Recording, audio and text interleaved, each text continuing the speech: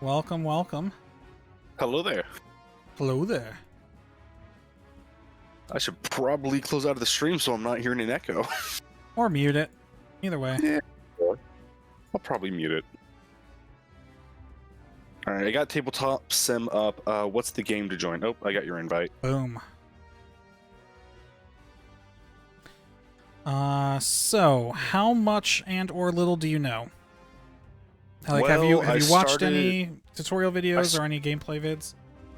I haven't watched much of either, though I did start watching Crabbox, his beginning tutorial video. Mm-hmm. I tried watching it at work and I just kept getting distracted, so I didn't follow along too well with it. I'm not the most familiar, but we'll see what we can figure out. We'll try to pick it up as quickly as we can. All right. Let's see. How much time do you have? Well, I work third shift. It is my Sunday night, or technically, yeah, it's my Sunday night, so I have all the time in the world, essentially, more or less. All right. Well, I don't need that much time. Ideally, I'm just wondering how many points of a game you want to play. If we do the typical tutorial game, it's about 180 points on either side, whereas a full game is 400 on either side. So let's start with just the tutorial game since I'm learning it, and then from there we'll probably revisit it. Okay. Would you like to play as the Empire or the Rebellion? Well, I've gotten in trouble in the Sorry, go ahead. I've gotten in trouble in the Armada community for being a vocal rebel. I've gotten in trouble in the Star Wars Galaxies community for being a vocal rebel. So I think it'd be pretty off-brand of me to not go with the Rebellion. I was going to say that it's actually easier with the starter fleets. It's easier to play the Rebels than the Empire. I'm sure it is. All right, I've spawned the fleet on my side. Let's see. Oh wait, where the fuck did you find that? It's off here to the side here. Oh, we got the starter fleet. Son of a bitch. That's cheating. I was gonna build it on the website, but that's... Oh, you know what though? Hold up. This is not 100% accurate. Is it not? It's not, because there's no hero squadrons. I mean, we could totally play with this. That was one thing that confused me when I was watching the Crabbox tutorial video. Was he started going to, like, I think it was he does it from the perspective of the Imperials, and I think he had Hellrunner. I guess he had some hero card that came like the starter box, but I couldn't find it in here. Not a problem. So here's what we're gonna do. Go ahead and delete everything that you just did. Understood. Just highlight all that, delete. I think I have to be promoted to moderator to do that. Gotcha. There we go.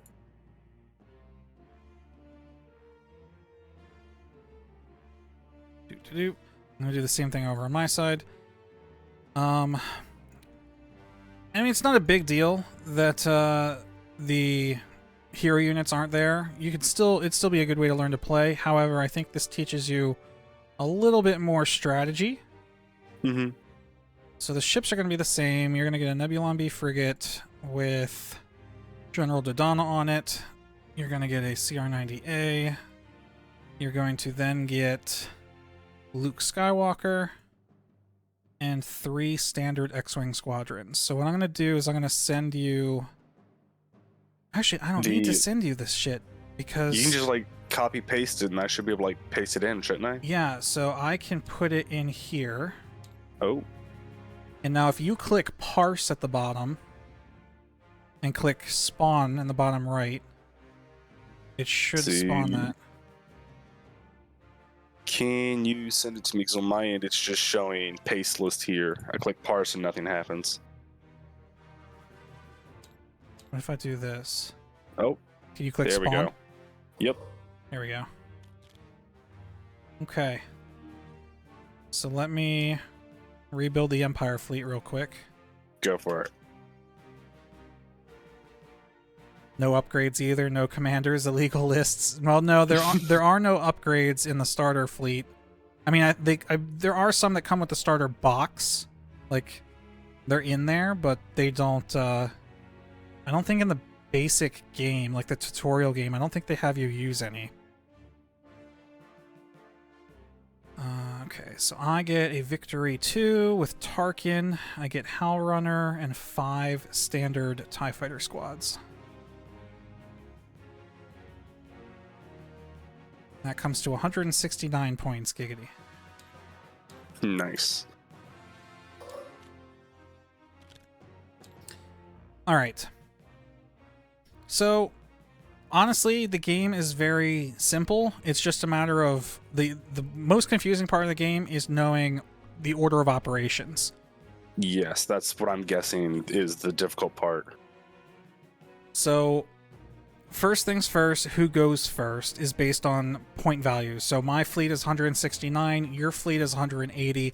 So that means I have initiative and I get to choose which of us goes first. I'm going to defer to you and let you go first because you have more ships than I do. Mm-hmm. So what that means is what you're going to do first is grab either of your ships. Now, this game is very specific with its wording. A squadron is not considered a ship. A ship is something like this. I remember when I was looking through some of the stuff, isn't like squadrons can only be deployed so far away from whatever ship they launch from? Correct. Okay. So since you don't have any ships deployed yet, the first thing you have to do is pick a ship and put it somewhere in this box on your side. I am in which box this side? This. Which box this side? I didn't quite see it. This right here. So this area of the board. Okay.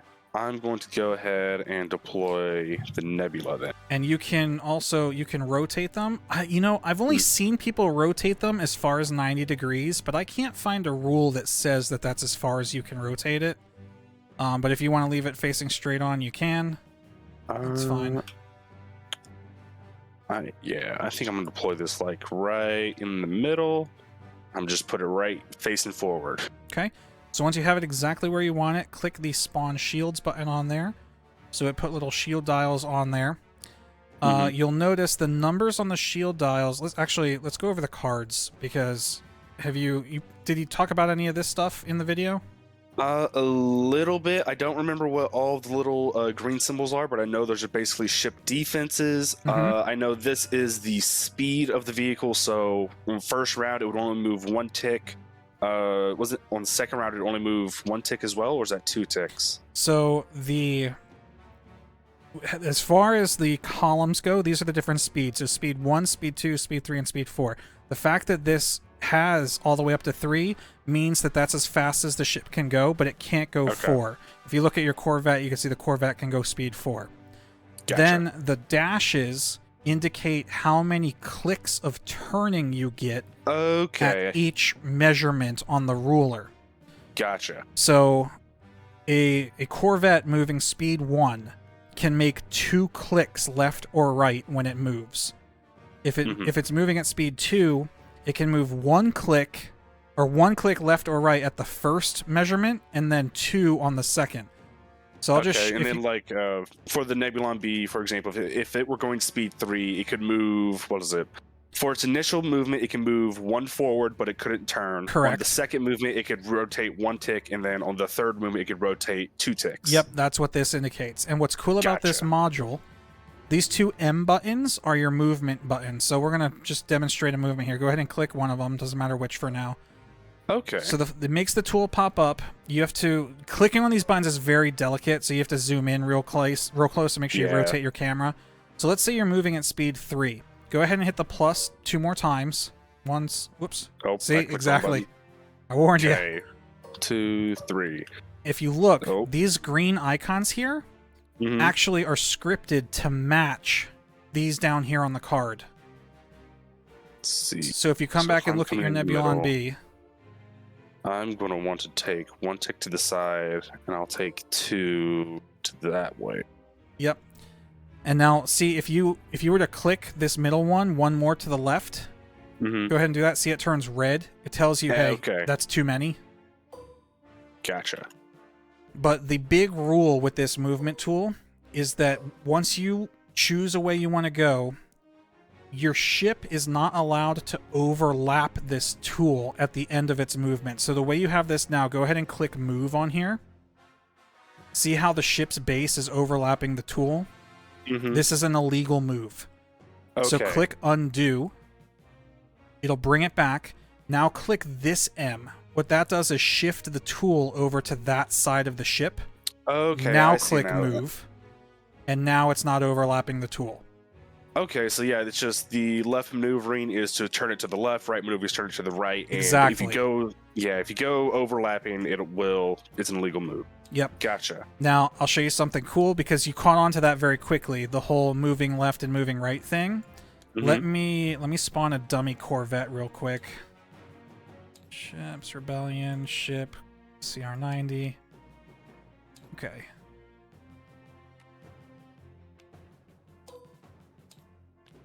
So let's say you got this Corvette here, and it's going speed 4.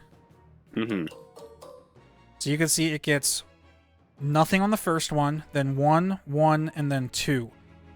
If you go 1, 1 to the right, then you can go 2 to the left. Okay, and that'd be kind of like an Like a evasive sidestep? maneuver type thing. Yeah. So, but what you said real quick, you caught on real quick that the left M is for left turns and the right M is for right turns. You're absolutely correct, but it only matters which way you're turning on your furthest clicks out. So because, see, I started with a right turn and then Okay. ended with a left turn. If I click move here, it overlaps Yeah. because I ended with a left turn. So I would have to move it over to this side, and now it's good. Gotcha. So whichever the final tick of the movement is depends on which maneuver you need to do. Or which side whether the it's left tool or right. works on. I mean, we're Gotcha. getting way ahead of ourselves already, but it's the fact that you caught on to the left versus right M is I just wanted to point that out. All right, so you got your Nebula B deployed. The next thing you have to do is set which speed you want him to start at, and you do that by hovering over this with your cursor and pressing 1, 2, 3, or 4 with your keyboard. Cool. Keep it safe and just start at speed 2. Okay. Sorry, we were going over the cards. I forgot Right. about that. And then we left that. Getting So- ahead of ourselves. So real easy. The top left, this is your hull, how much health you Mhm. have. This is your anti-fighter armament. So when you're or anti-squadron armament. So whenever you're attacking squadrons, you're gonna roll with this ship 2 blue dice. You can see the Corvette only has 1 blue. Okay. So Then- that's just kind of the Nebulon B is more of a picket defense than compared to the CR90. Where Correct. the CR90 has a bit more speed, but it's a bit lighter on armor. Mm-hmm. These here, you have command value, squadron value, engineering value. These are used for different things. I'll come back to these later. Then down here, these are your different firing arcs and shield values. So again, the script, when it put these shield dials in there, you'll see those numbers match the numbers around here on the card. So you see 3 on the front, 1 on each side, 2 on the rear. And then these icons also represent what dice you're going to roll when attacking out of each arc on your base. Okay. Not that you need to know that for this, but the icons at the very bottom here are your upgrade icons or upgrade slots that shows you what cards you can put on the ship as far as upgrades so go. like I'm just going to assume that like people like Dodonna and other heroes work as kind of an upgrade for them. Yes, exactly. So Dodonna is your commander. Every fleet needs to have one command, at most one commander, and let's just say exactly one commander. And this first little icon slot here is the commander upgrade. Gotcha. All right. You were right. These green icons here, these are your defense tokens. And you can see these icons match these here. Oh, that's the officer, Lazy says. All right, so there is no commander icon on these because it's just you need to have one in your fleet somewhere. Gotcha. And so officers just dedicated to the one singular ship, whereas a commander would give a benefit to the whole battlefield, I guess. Exactly. Yep. So let's go over. First, we'll go over these command icons, and then we'll go over the defense ones. I remember that this is basically setting up your commands for the ship beforehand, and the way that works is essentially it's just passing down a command through the chain of command. Like if I initially want to concentrate my fire, I'd have to set it to that, put it into the stack, and then on my turn I would reveal the top order. Correct? Yep. So this directly relates to the ship's command value. So you see the Nebulon B has a command of 2. The Corvette has command of 1. Okay. This thing does a couple different things, but the primary function it has is determine how many command dials that ship has. Okay. So the more dials you have, the further in advance you're planning your actions. So the Corvette is so small that basically every turn you get to choose what the dial is going to be set to. So you can react very quickly to what's going on the battlefield, whereas the Nebulon B is a little bit bigger, so you're setting your commands 2 turns in advance. Mm-hmm. And the reason I said earlier that it's easier to play as the Rebels than the Empire is because the Empire only gets 1 ship in the starter set, and it's got command 3. So you have to plan your commands 3 turns in advance. All right. So let's see. Could you go over like what the 4 different symbols mean exactly? Don't quite remember those. Yep. So I could definitely go over them, or if you come over here, there's some nice reference cards here. The perfect. top one. He has Top one. commands on the left and defense tokens on the right. So. Okay. So navigate would allow me to change my speed by 1, temporarily increase the yaw values. That'd be rotate value by 1. Let's see. Resolve. Determine course perfection. Squadron. Activated number of squadrons at close range equal to your squadron value. Okay, so if I wanted to deploy squadrons from my Nebulon B, I would need to take this. What was it? Squadron value is 4. I would need to take the command dial for my Nebulon B, flip that over, and then that goes in here. Yep. And then be able to deploy 2. Do you also use squadron for, let's see, activate 1 squadron as above? Okay, so I can only activate 1 at a time, or the amount of squadrons on the card? So what you're looking at, this is actually what I was getting into next. So there's 2 different ways to do things in this. You either activate a dial or you activate a token. And it's actually a pretty cool thing. So because the Nebulon B has to do 2 dials at a time. Let's say you put the first one in as a repair. And what's cool about the scripting with this is whatever you put on here, as you drop dials on here, they actually get put on the bottom. So if I put this squadron on here now, it actually puts that underneath the repair. Gotcha. Okay, so now let's say it's a mock turn. We're starting the game, and you activate the Nebulon B. You flip over the top dial and reveal, hey, it's a repair dial.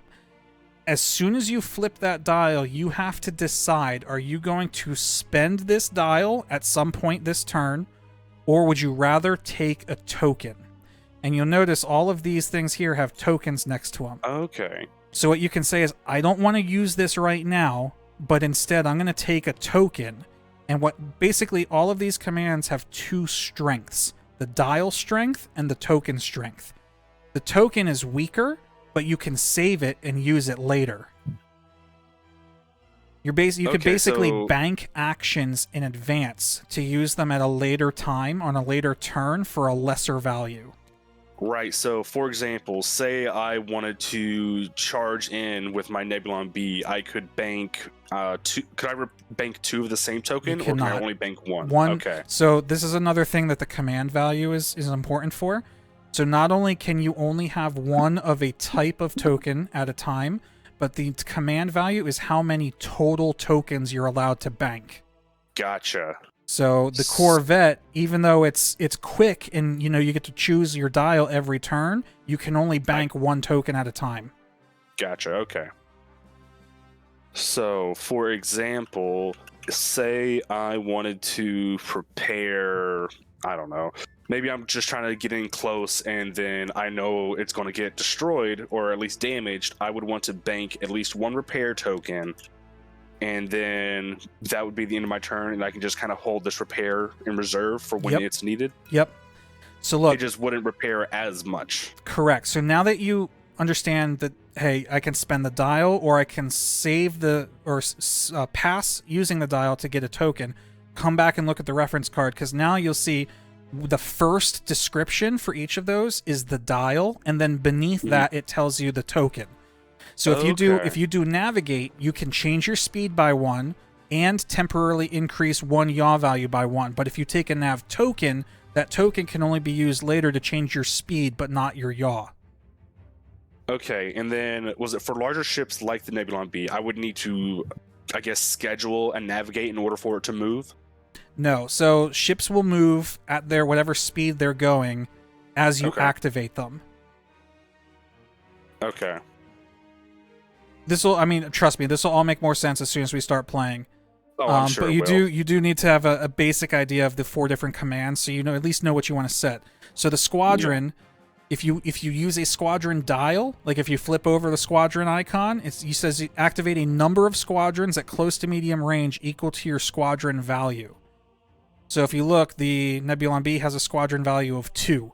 So if you flip over the squadron dial, you can choose 2 squadrons at close to medium range, and those squadrons get to move and shoot. Okay. If you decide to take the token, you can spend the token later to activate 1 squadron instead of the number on your card. Okay, odd question, and I think I already know the answer for it, but say I had a squadron token in reserve for the Nebula B. I'm getting in close.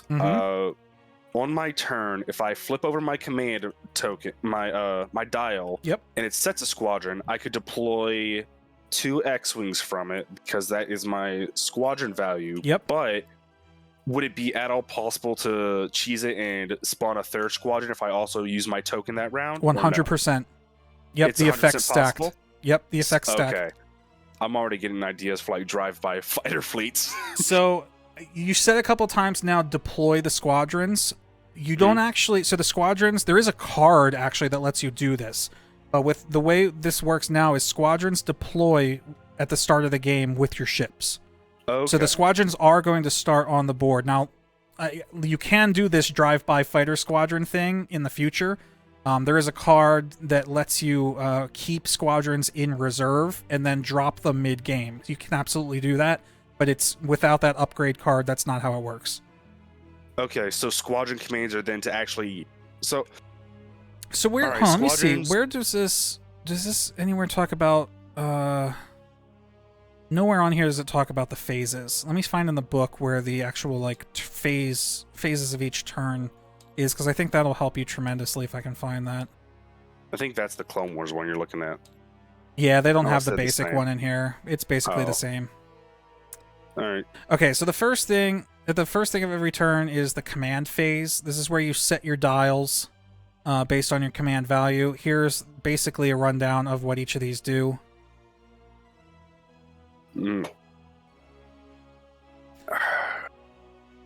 Then after everyone's... Sorry, go ahead. No, I'm just moving along. So after everyone sets their dials, phase 2 is the ship phase. In the ship phase, we take turns activating ships. So since I'm going to let you go first, you're going to activate... You'll get to choose whether you want to activate your frigate or your corvette. And when you activate them, they reveal their dial, they'll shoot, and then move. Okay. And then once you're done moving, then it'll go to my turn. I'll choose a ship to activate, which I only have 1 ship in this fleet.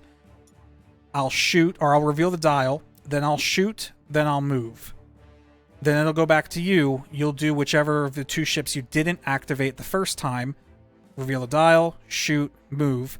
And then once neither of us have any ships remaining to activate, that's the end of the ship phase. And we go to phase 3, which is the squadron phase. Okay. In the squadron phase, any squadrons that were not activated during the ship phase get to move or shoot, but not both. Okay, so the advantage of using the squadron dials would be that they can activate on the same turn as the ship phase then? Exactly, yes. So using the squadron command lets you activate them early, and they get to move and shoot. Okay. If you wait until the end, the squadrons that you didn't activate, they won't get left behind. They'll still be able to move up with you, or later in the game, they'll still get to shoot, but they can't move if they do so. Okay. See, it'll probably like all come together once we're actually going through playing with it. 100%. So, all right. So let's just go back to what we were doing before. So I'll put this X-Wing back here. So you deployed your Nebula B. Now I have to deploy. I don't have a ship out, so I'm going to deploy my Victory over here, and I'm going to rotate him slightly like this. I'm going to spawn his shields in, and I'm going to start him off at speed 2. All right? So that was my deployment. Then we go back to you. Now you have a choice. You can either deploy your next ship, or you can deploy 2 squadrons. But when you deploy 2 squadrons, they have to be within range 2 of an already deployed ship. So I'm sorry, this R, okay. Go ahead, hit the R. So that's what brings it up. This first thing is your firing arcs. So this is your front arc, 2 sides, and rear arc. And the rear. And then the rings are close, medium, and long range. Okay, so anything within the first ring is close, anything in the second ring is medium, and anything in the third is long. Correct. If you click the R again, and I know this is a little confusing at first, this is for squadrons. This is range 1, range 2, 3, 4, and 5. Got it. And then if you click the R a third time, it goes away. So when deploying squadrons, they have to be within range 2, and within means the entire base. The black part of the base has to be inside that second line. So if I wanted to, I could deploy it ahead of me. Yep. And just like try to very as cheekily as I can, just edging to the border there. Yep.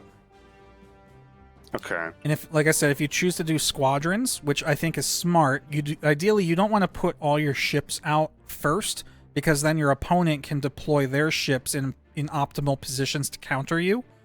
Mm-hmm. So getting squadrons out early is actually a very smart strategy, but you also don't want to deploy all your squadrons in the same place. So it's tactical, like what order you deploy stuff. But if you do decide to do squadrons, you do them 2 at a time. So you do have to do a second one. And then if you ever have an odd number of squadrons, you cannot deploy your last squadron until the very end. Oh, now I know why. This is probably... Yeah, that's locked. That's why I can't pull it off. Yep, and I'll tell you the same thing that I tell everybody that I teach this game to on this module. These squadron bases have a lot of buttons on them. So make sure when you go to move them, before you click, make sure the whole module is highlighted so that you actually pick up the module instead of accidentally clicking a button. Yeah, it sounds like I've played a lot of Red Dragon Inn on Tabletop Sim, and I know what happens when you click the wrong thing and suddenly the whole table freaks out. Alright, so I'm going to do... You did 2 squadrons. I don't have any ships left, so I'm going to do 2 squadrons myself. There's 1. And there's 2. So you go ahead and do... You can either do your Corvette or 2 more squadrons. I think I'm going to deploy 2 more squadrons, actually. Or actually, I only have the 1 extra thing of X-Wings here, so is that only 1 more squadron I can spawn? Nope, so this is Luke Skywalker. He counts as a squadron too, so you do both of them. And you can tell which one Luke is based on the yellow ring. In that case, I'll deploy... Does Luke have any special abilities? Luke's got a lot of special shit. Okay. So yeah, I definitely want to deploy Luke to the front then. His fighter escort, that's just barely outside the ring. There we go. And then I'll deploy this one to the to close range, just as close support. Okay. So you can hide your rings because you're not going to need them. Yep. I'm going to do 1 tie over here. 1 tie over here. And then it would be your... Oh, it is your turn because you still have a ship to deploy. I do indeed. So place your Corvette wherever you'd like. Don't forget, you can use Q and E to rotate it if you want. You don't have to. Can it be anywhere on the map, or is it just like within just the box? In the square? Yep, within the rectangle. Square. Got it. In that case, I think I want to deploy this. I want to give it a slight rotation that way. I will spawn shields. All right, and then set speed. Set speed. Let's go ahead. We'll start that at speed 3. Okay. And I do my last 2 squadrons.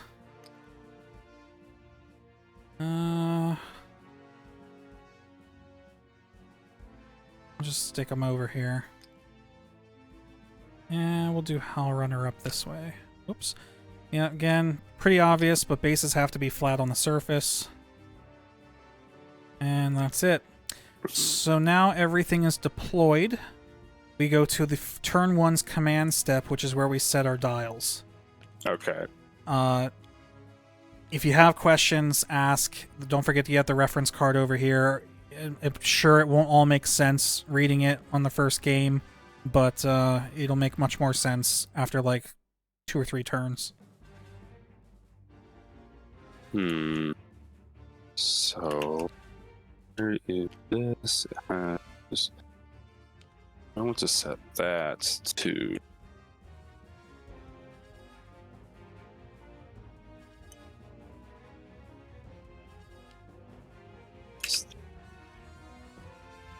flip that. That'll be for that one. For this one, let's see. Keep that, so we will instead. And then you said to actually command my squadrons, I need to have a squadron dial put in to activate them on the same turn as the ship, correct? Correct. However, just because you're relatively new, I'm just going to warn you, don't activate them too early. Because you're not going to benefit from activating them on turn 1. Because if you click the move button on their bases, go ahead and click it on Luke. That yellow ring is their maximum movement range. Okay. The red ring is their attack range. So even if you were to open this game with a squadron command and activate, Luke Skywalker, he's only going to move this far. He's not going to be able to shoot anybody. So you're not going to benefit from activating him too early. You want to at least wait until, everybody's engaged so that you can benefit from activating them within range of a target.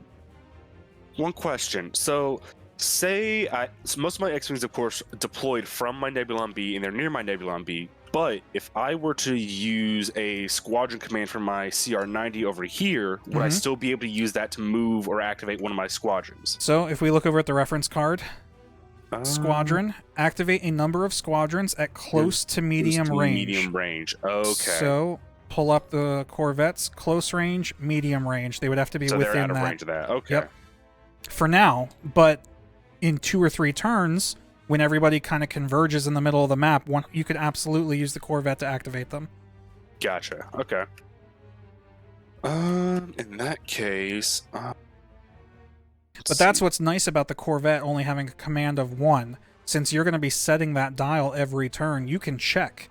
You can be like, oh yeah, I've got squadrons in range. I'm going to use a squadron command this turn. Okay. In that case, I'm going to change this to... Ooh, don't you be looking at that? This is a training game. Come on. Training game. Okay, and then this... set that to... that in...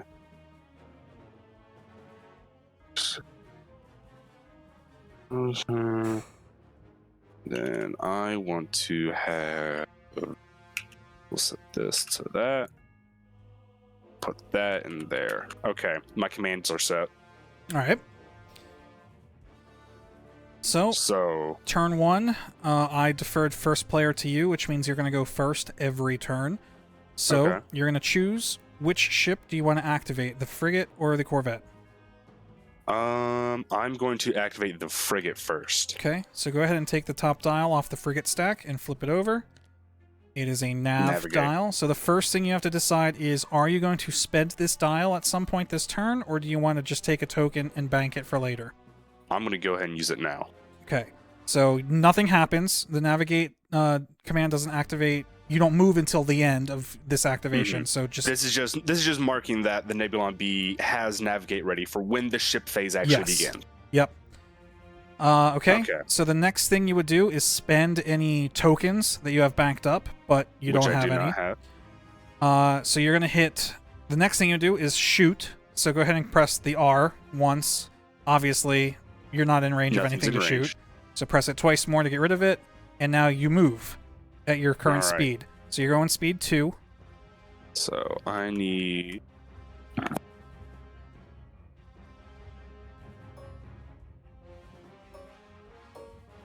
And you can see these green icons here, so you can take one yaw at each click.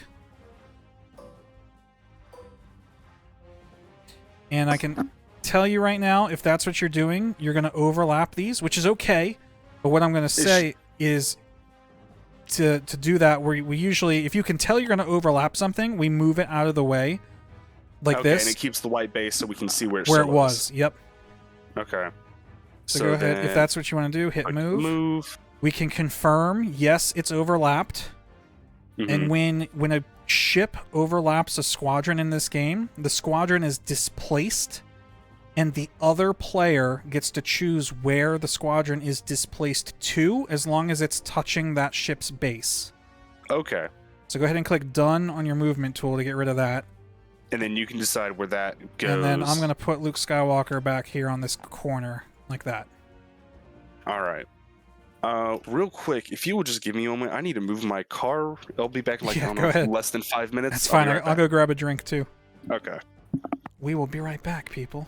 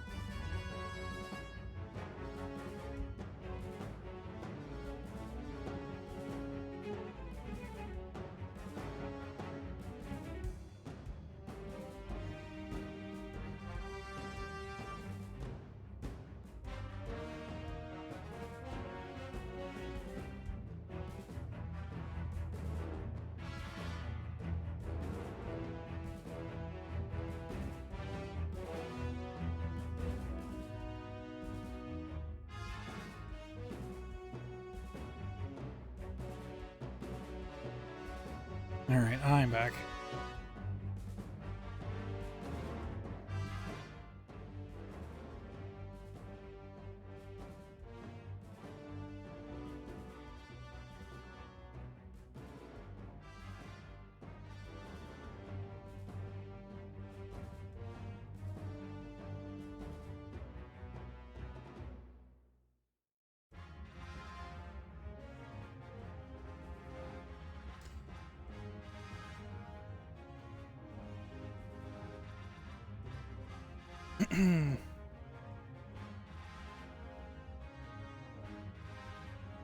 All this listening to this TIE Fighter music has got me really excited to play the TIE Fighter remastered mod or whatever it is. Total conversion mod.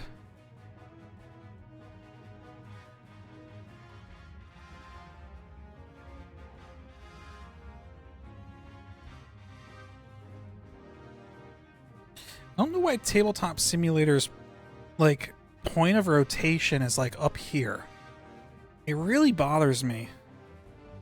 Like, it should be down lower. It, like, why, when I rotate the camera, is the pivot point way up here? It's not even in the middle of the screen.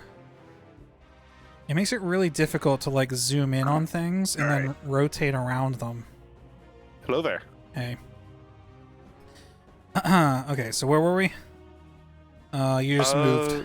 Yes, I just moved. You displaced Luke Skywalker, and that's the end of that ship's turn for now. So now it would be your turn to move your ship, correct? Exactly. So I would choose a ship. I only have one. I flip the top dial over, and I reveal it is a repair dial. I'm going to take a token for that to use later. Oh, I need to. I didn't. Oh no, I did reveal the token for that. Okay, never mind. Go ahead. Oh, actually, yes. So when you moved, I'm sorry. Let's go back to that. Let's rewind a little bit. When you moved, you could use this nav command to change your speed by 1 if you wanted to. So did you want to speed up or slow down?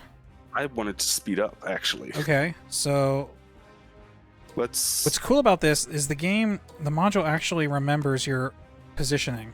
So if I click, if you click undo and click confirm, it puts you back where you were. Perfect. So then Luke goes. Oh. Yeah, Luke was up front somewhere. Let's see, he was. Oh. There you go, I got you. There we go. Yeah, he was at the very forefront there. Okay. All right. So now, yeah, now you can move speed 3. And because you used a dial, you can increase your yaw by 1 at any one of these clicks, except you can't go more than 2 ever. So if you wanted to, even though you only get 1 yaw on your second click, you could crank that to 2. Or you could crank it to 1 on the first click. Let's see. I think I'm going to do 1. Well, it says that's an illegal play, but is that something we would ignore for now? Just exactly, because it doesn't know that you're using that. Gotcha. So that's just a scripting thing. As long as it's only read by 1, you're good. I think I'm actually just going to do there, and I think I'll just keep it like that. Okay. Move. Yep. So Luke is no longer displaced, but he's still to the rear. Exactly. Done. All right. So and then it'd be your turn. Yep. So I flip the repair dial. I'm going to take a token for that instead. I forgot at the start of each ship phase, Tarkin lets me choose any command that I want and give all of my ships in my fleet that token. I only have 1 ship, so I'm going to use that to give my ship a concentrate fire token. So now I have 2. Mm-hmm. It would be then my turn to shoot. I can't shoot anything, so all I can do is move. I am going speed 2.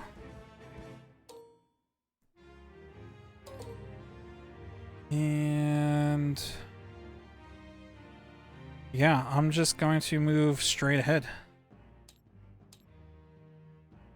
The next would be the CR-90 to deploy or to move. So next you flip the dial. Okay. Like move it up, yeah, move it off the stack. So it's a nav. Do you want to spend the dial or do you want to take a token? I think I'm going to spend it. Okay. So first you would spend tokens. You don't have any. Then you would shoot. Nothing's in range, so now it's on the move. And then I'm at speed 4 now, technically. Go ahead and change your dial. Yep. Yep. And Corvettes are crazy maneuverable with the nav dial because you get that extra yaw. Mm-hmm. You can crank this first one, and then like if you want to crank all the rest, you basically pull like, look, that's more than a 90-degree turn. Yeah. That's just almost a full-on barrel roll. Or not, it's not a barrel roll, it's a aileron roll, technically. I don't know. It's like you're drifting. Yeah. So we are going to go. Yeah. Okay. We're going to move 1 to the side there. Then I can do something funky, like I can go left 1 way on my first one, continue straight, then take a right, and then end it with that. Yep. Sure can. All right. Then that's what I want to do. I'm going to move. There we go. And then click done. And that's gone. And then now it continues onto the starfighter phase, correct? Yeah, so it would bounce to me. You don't have any other ships to deploy. I have no more ships to activate. You have no more ships to activate. So that's the end of the ship phase. Mm-hmm. Now we go to the squadron phase. And since you're first player, you get to go first. The way the squadron phase works, you don't even have to do that. You no longer have to look at your ship. So see how all our fighters have these blue tags? Yes. If you look over here on this side of the table, this is the turn meter. So every game of Armada only has 6 turns, and you'll notice the turn colors alternate between red and blue. So we're on a blue turn, which means all of the squadrons with blue tabs have not yet activated. Okay. So watch this. So go ahead. You're going to choose 2 squadrons to activate. They could be anywhere on the board as long as they're blue. You click them, and then that yellow ring is as far as they can move. It actually won't let you move beyond that. It's really cool. Oh, perfect. Yep. So put it wherever you want, there. and click done. And then once you move them, click either side of that blue tab, and it turns it to the other color. So now we know that squadron has activated this turn. I want to move this one. There you go. Move that to 4 here. Done. And since that's my 2 squadrons, color. Right. And then I do 2 squadrons. Okay. So I'm gonna do. I could engage you. I'm gonna do. So that's what I'm actually looking at now is the distance. So if or the attack range. So if I do this, because we are within range 1 of each other, that means those 2 squadrons are engaged. Okay. If you're engaged with an enemy squadron, you cannot move, you can only attack. Understood. Basically, you can't freely move because you're actively being attacked by another squadron. Exactly. So what I have to decide now is, do I want to engage you? Because again, remember, during the squadron phase, which is when we're in, you can only move or shoot, but not both. So if I move up and engage you right now, it'll tie you up, it'll lock you down and prevent you from moving, but chances are you're going to get the first opportunity to shoot me. Yes. So by doing that, you could effectively, like, I don't know, say I'd moved Luke there instead. You could keep Luke occupied, but he's forced to attack next turn. Right. Okay. So, alternatively, I can move really close to you, but stay just outside of your engagement range. And I think that's what I'm going to do. So I'm going to move them to there. All right. And then I'm going to move these guys right up next to them, so that they're right there to support, but they're not quite in range of you yet. All right, so now you pick your last 2 squadrons. They can move or shoot. We will move this one our front, and done. And then this one, this is Luke. Luke, we will bring in just barely out of range there. I want to have him starting to come up to the front now. Well, hang on, so drop that there.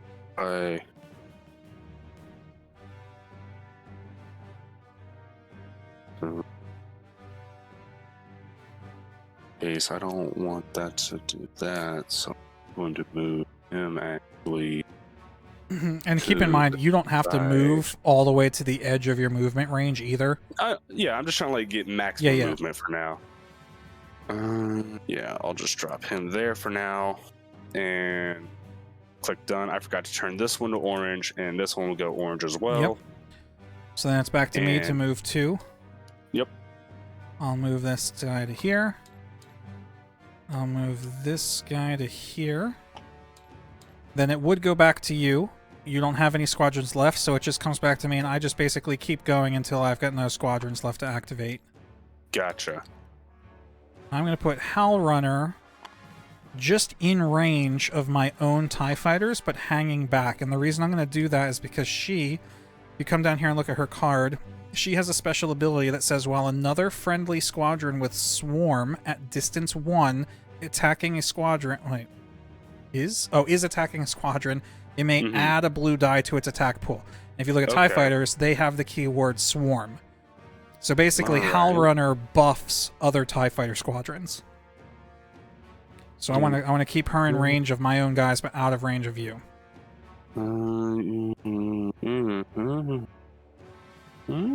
Yeah, so don't worry about Bomber right now. Escort. Oh, I'm looking at Escort. Yeah, Escort's interesting. Unfortunately, with the starter game, all of your squadrons have Escort, so it kind of doesn't do anything. But if you had a mixture of squadrons, like X-Wings and Y-Wings and stuff, Y-Wings do not have Escort, which means if I was engaged with with an X-Wing squadron and a Y-Wing squadron, I could only shoot the X-Wings. Okay. Yep. Yeah, but since all of your X-Wings have escort, then it's meaningless, redundant. Mm-hmm. For now, it's redundant. For now, for the training game, yeah. Yeah. All right, so that's the last, all the squadrons have activated, so that's the end of the squadron phase. Then we go to the status phase, which is the end of each turn. In this phase, we would refresh any defense tokens that we might have spent or any cards that we might have exhausted. Obviously, we haven't done that, so nothing happens. Gotcha. The end of the turn, we take this initiative token, we move it down to turn 2, and we flip it over to the orange or the red side, so now we know all the orange and red squadrons are the ones that have not yet activated this turn. We go to the command phase, where we redo our dials. Let's see. So you go ahead and choose what you want your Corvette to do this turn and what you want your Nebulon B to do on turn 3. If you forget what you have set, this C button on the ship's base will send you a whisper of what is in that ship's stack. Gotcha. So you can refresh yourself, like, what did I set for that? And nobody else can see that. Set that. Drop that in this.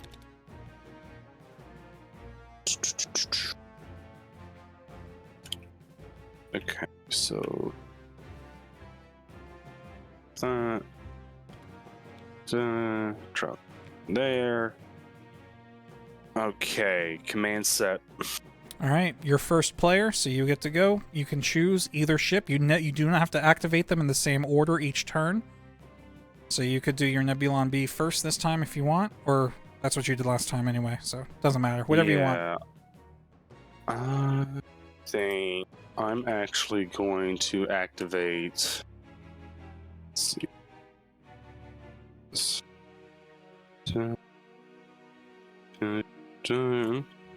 I'm going to activate the Nebulon B again. Okay. So flip the dial. What we get?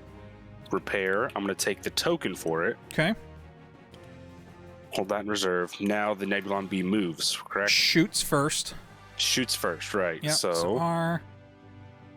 And then, how do you tell the exact range of the ship exactly? Perfect. Just glad you asked. So over here on this side, this little measurement tool is what you get in the physical copy of the game.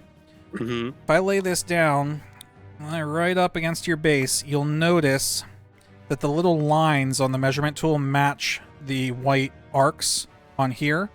Mm-hmm. So you can tell that those arcs are in fact accurate. And the icons on here, the colored icons, indicate what colored dice can be rolled at each of those ranges. So at long range, you can only roll red dice. At medium range, you could roll red or blue. And at close range, you could roll red, blue, and black.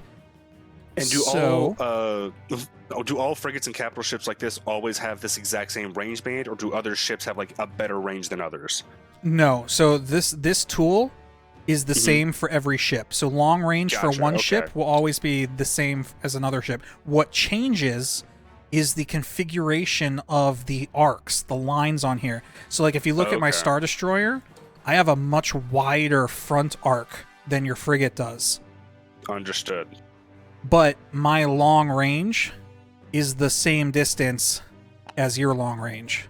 Okay. Got it? Got it. So yeah, so the range is always the same, but the size and shape of the arcs change. So if we look, so you're at my fighters are at long range of your Nebulon B. So if you take a look back at your Nebulon B's card, you'd be right in assuming that you could fire at 3 red dice at long range out your front arc. However, you have to remember that they're squadrons, not ships. So this up here, this is your anti-squadron armament, which is 2 blue dice. Okay. Which means you can only shoot squadrons at medium range or closer. Okay, so then, what was it? So basically this is dictating what you can target then. At long range, I can only target other larger ships. At medium range, I can target fighters and larger ships. At close range, I can target both. And then what's the black die on here? Hey, Tim Allen, thanks for the raid. Welcome, everybody. This is Star Wars Armada, a tabletop game. We're playing in Tabletop Simulator. It's very nerdy, so thank you all for dropping by. I don't blame you if you leave. I mean, why would you leave? You've got Mobius Mune over here, and then you got DJ Gonk dropping beats harder than my power levels.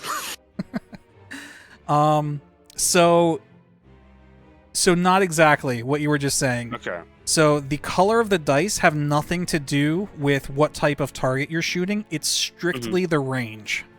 Okay. But the reason you can't shoot these fighters is not because, red dice is for ships.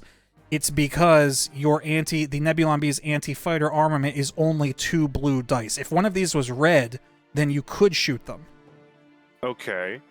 So this was it the colors on here determine what ships or what weapon systems I can use then? It's literally what color dice you can roll. That's all it is. Okay, I got you. So I can't say your victory was at my long range. I could target that, but not the fighters then. Yes. Okay. To make it even more, let's say my victory was... How are you pinging, by the way? I forget what key does that. Tab. Okay. So yeah, let's say my victory was right here. Okay? Mm-hmm. So that would be in long range inside your side arc. You see that? Okay. Yes. So if we take a look at your card, your side arc fires a red and a blue dice. You see that? Mm-hmm. Which means you could shoot my Star Destroyer, but because he's at long range, you would only roll the red and not the blue, because the blue can't reach that far. Okay. That makes sense. Okay? So black dice, you asked earlier, what are black dice used for? Same thing. It's the same thing for shooting ships, but consider it like a shotgun. It can only shoot at close range. Okay, so that'd be like, just for hypotheticals, black would be your flak, since you can only use it at close range. Blue, it would be like your standard light laser cannons, because then you can target smaller targets. Red would be your actual turbo lasers, since they have a longer range and can actually hit harder targets. So believe it or not, can't target small things. Believe it or not, the color dice do actually correlate to an in-lore weapon type, and you're almost right. Red is 100% turbo lasers. You're right. Mm-hmm. Blue is ion cannons. Ion. And okay. black is ordnance, like proton torpedoes and concussion missiles. Gotcha. So yeah, but I didn't want to tell you that because as far as gameplay mechanics go, that doesn't matter. But once you start getting into like the upgrade cards, then you'll start seeing how like, hey, all the upgrade cards that affect blue dice are ion cannon related, and all the upgrade cards that affect black dice are like missiles and torpedoes and stuff.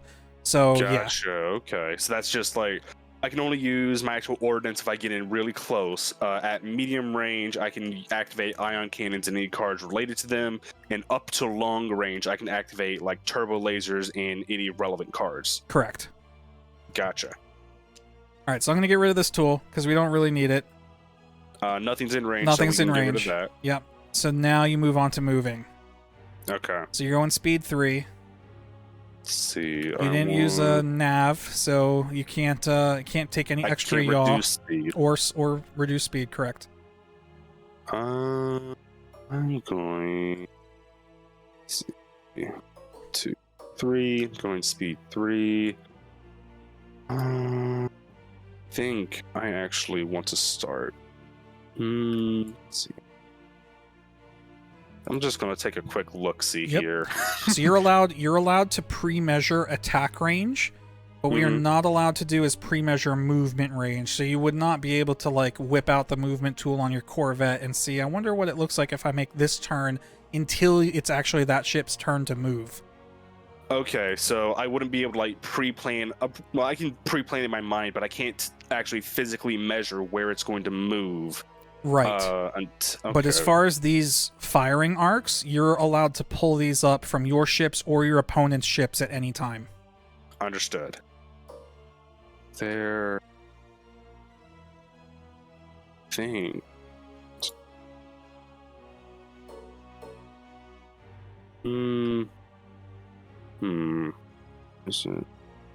Face it. Should.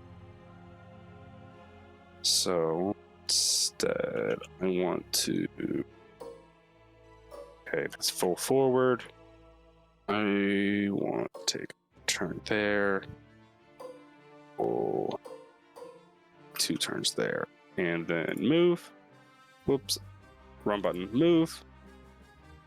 I am just barely not, just barely not overlapping. Done. Oh, That's done moving. You were overlapping. 100%. I was? Oh, yeah. Undo. Whoops. Oop. Sorry, go ahead. Confirm. Undo. Confirm. Goes back. So pull that up again. Then move. Movement. 1, 2, 3. And I Left did and that. then right. Go ahead and click move. Okay. Right here. Oh, I see. Just barely there. Okay. So Just yeah, barely. it That all shit's depends on the- totally under there. Shh. It's okay. Anyway, undo. So, but here, all you do, click the M on this side. Oh, so you don't have Yeah. to. You don't have to put it away, because if you click the M, it keeps your movement, what you have Right. plugged in there. In that case. But you can do that same movement now on this side. So go left, and now go left. right, and now hit move. Actually, we're gonna get real close there.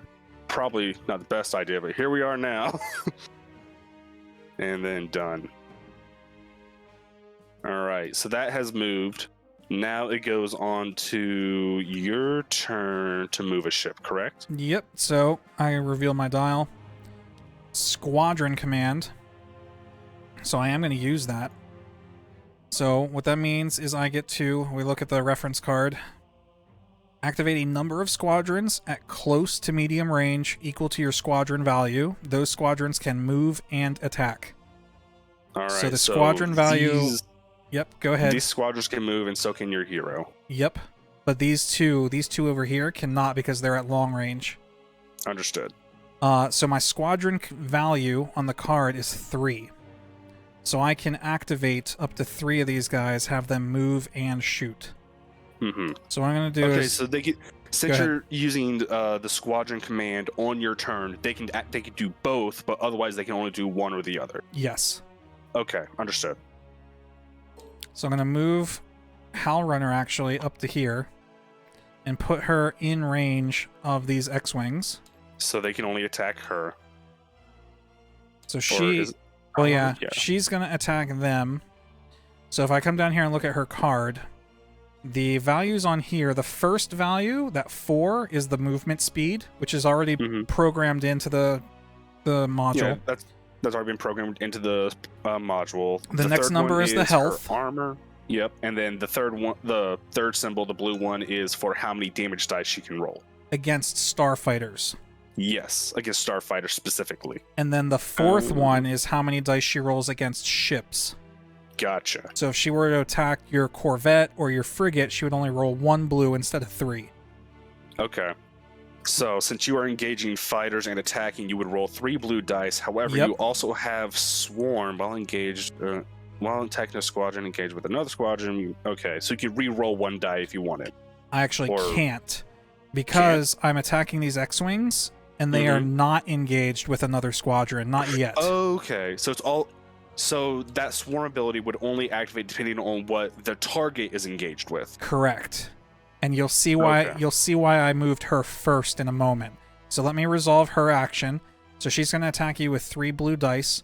We have these really nice die rollers over here that they programmed in. So you click the colors however you want.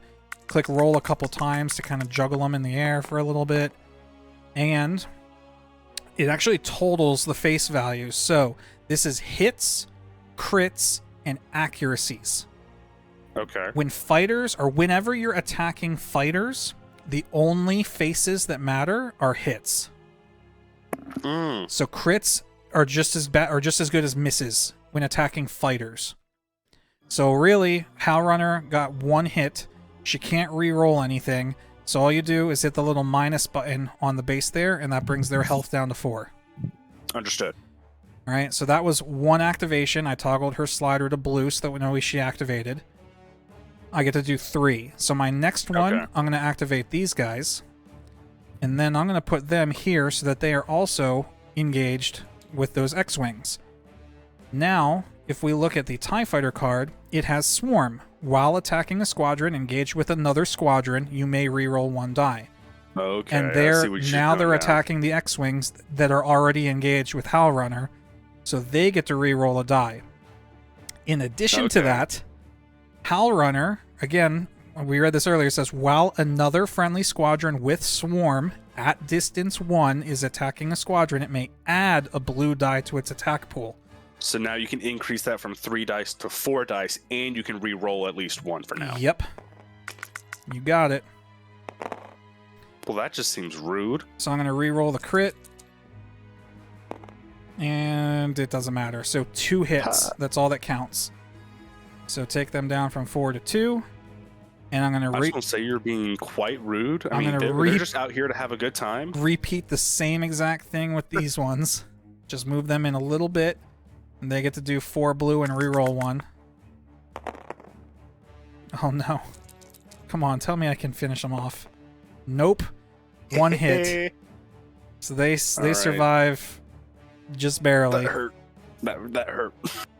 So then, that was my squadron dial. So that I activated that. Now I could spend my repair token if I wanted to. Oh, I forgot about Tarkin again. Oh no, did I? I did. Fuck it. Whatever. We'll move on. We'll remember it next time. Just make a note. Yep. So now I get to shoot. So we measure. Now ships in Armada get to fire 2 shots at once. Or no, not 2 shots at once. 2 shots per activation. However, they cannot fire both shots out of the same arc.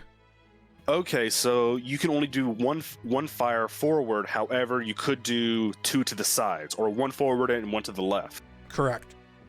Okay. Now, unfortunately for me, both of your ships are in my front arc, so I have to choose who I want to shoot. Mm-hmm. For now, both of them are at long range, so that doesn't sway my decision one way or the other. So I'm going to shoot your Nebulon B. Okay. Now I'm going to use this as an opportunity to explain line of sight. For range, all we are concerned with is a portion of the target ship's base in range of the arc that's being shot from. Gotcha. So in this case, both your... actually, all 4 of your arcs are within range. Even your rear arc, because see how part of your rear arc is within that that white line? So that doesn't mean I have line of sight of it yet, so I'm going to go over that in a second, but it is within range. Okay. Then, after you've confirmed that it's in range, you have to trace line of sight. So I'm going to use the line tool. And the way you do that is you measure a line from the yellow dot inside the ships that the arc that they're firing out of, so this yellow dot right here, to the yellow dot in the arc that you're attacking. Oh, and if it overlaps into, and if it crosses any of the lines, then you don't have line of sight. So I do not have line of sight to your rear. Do I have line of sight to the front? Yeah, yep. To my front and to side. My starboard. Exactly. So that is how line of sight works. So, with that in mind, I am going to make a shot out of my front arc into your starboard arc. Okay. So the way we do that is we say, okay, long range, we look at my card.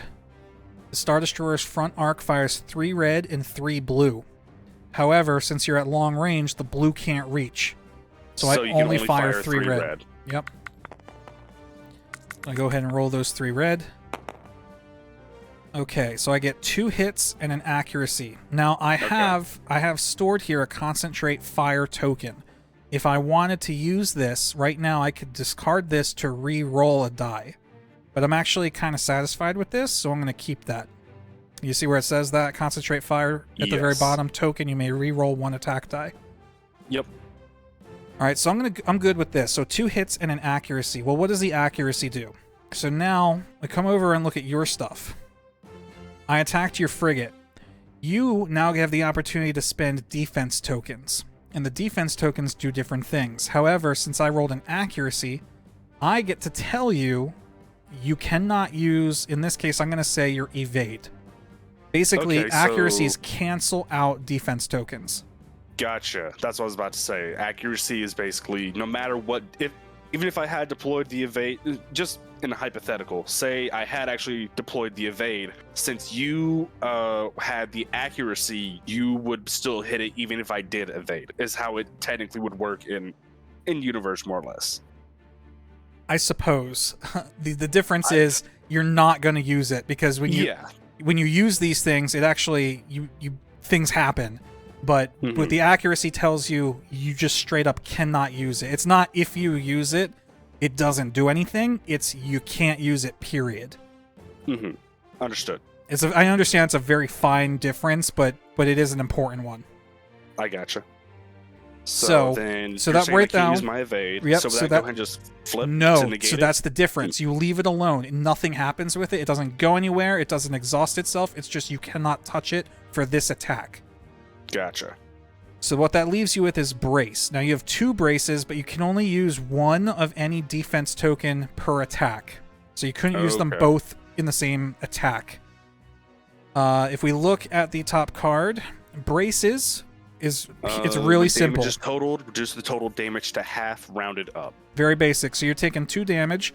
If you want to use one of your braces, you flip it over to the red side, and you just take 1 damage instead.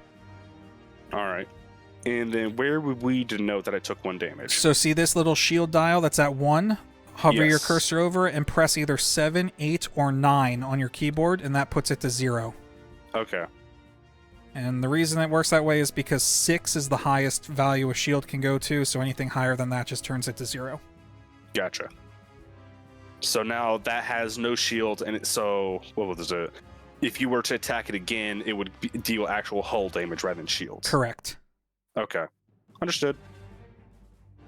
So the defense tokens. So you spent this brace, and it went to the red side. That means it's exhausted. Now, if you remember, at the end of the Squadron phase, we went to the status phase. In the status phase, any exhausted defense tokens are refreshed. Okay. Now, the reason that's important is because even though this is exhausted, if you wanted to, you can use this token again. However, if you use an exhausted defense token, it's discarded completely. Okay. All right, so that's why when you use an accuracy on an evade, you don't flip it, because you can still use this evade if you get shot at again. Understood. Got it? It's just the accuracy would negate it on this one ship's attack. Yep. Yeah. All right. So normally, like we mentioned, that's 1 shot. I would get a second shot, but it would have to be out of a different arc, and there's no targets in any other arcs. So now I just move. The speed I'm going is speed 2. So I actually want to kind of stay on your frigate there, so I'm just going to do that. And then it goes back to you. All right. In that case, it goes on to my CR90. Yep. Which had, I forget, a navigate token. I want to use that to decelerate, actually. All right, well, hold on. So keep that at 4, because we're going to... I'm just going to military drill order of operations here.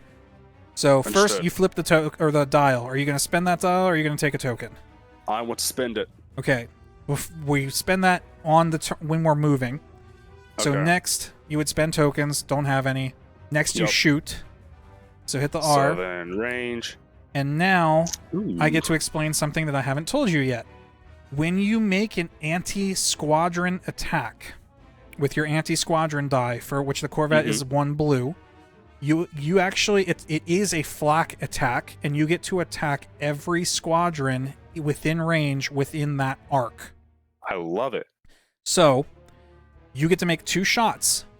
If you want, you can shoot my Star Destroyer out the front, and then you can make an anti-squadron attack out your right arc and hit just these 2, because both of these targets are within your right arc within medium range.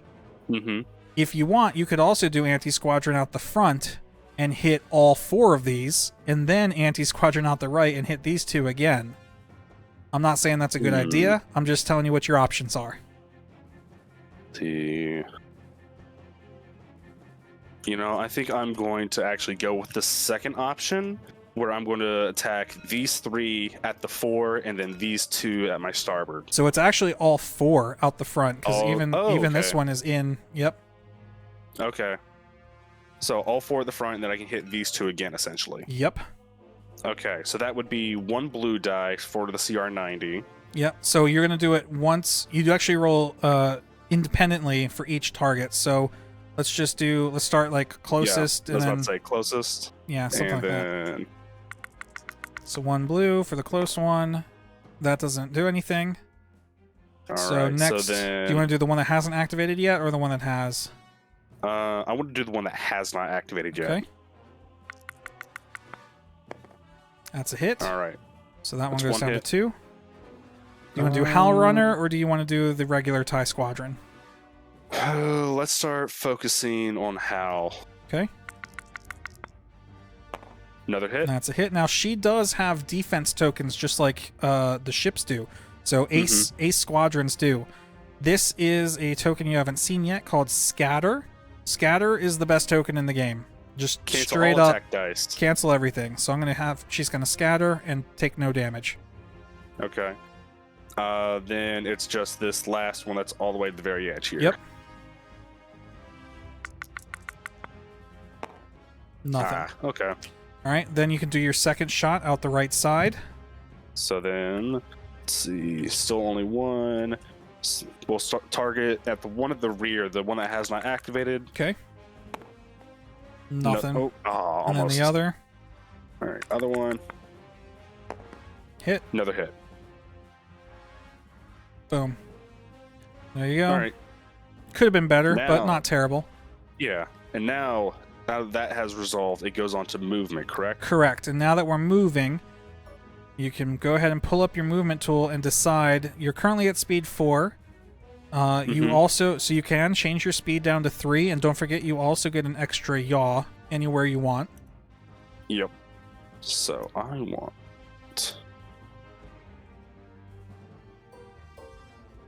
3. Take the extra yaw there. I can then do 1, right? Yep, 1, and I can move 2. You're trying to ram. Not quite. I mean, I was just trying to get an idea. Okay. Actually, I'm So curious. Bump that up to speed 4. You might actually be able to get past me. Not that you would want to. No, you would still overlap. Yeah, just barely overlap. Unless, what if I... No, even if you went just full on straight ahead, you'd still overlap. Okay, then I'm actually going to...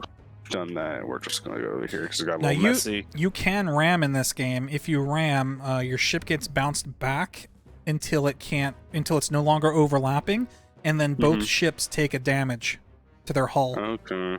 Straight to hull? Yep. So it is a strategy to ram. Actually, Lazy destroyed one of my ships earlier tonight by ramming it. I was about to say, that sounds like perfect for a hammerhead. Let's see. We're at speed 3. I'll put us right in the 4 arc. Let's see. I want... We'll spend a yaw there.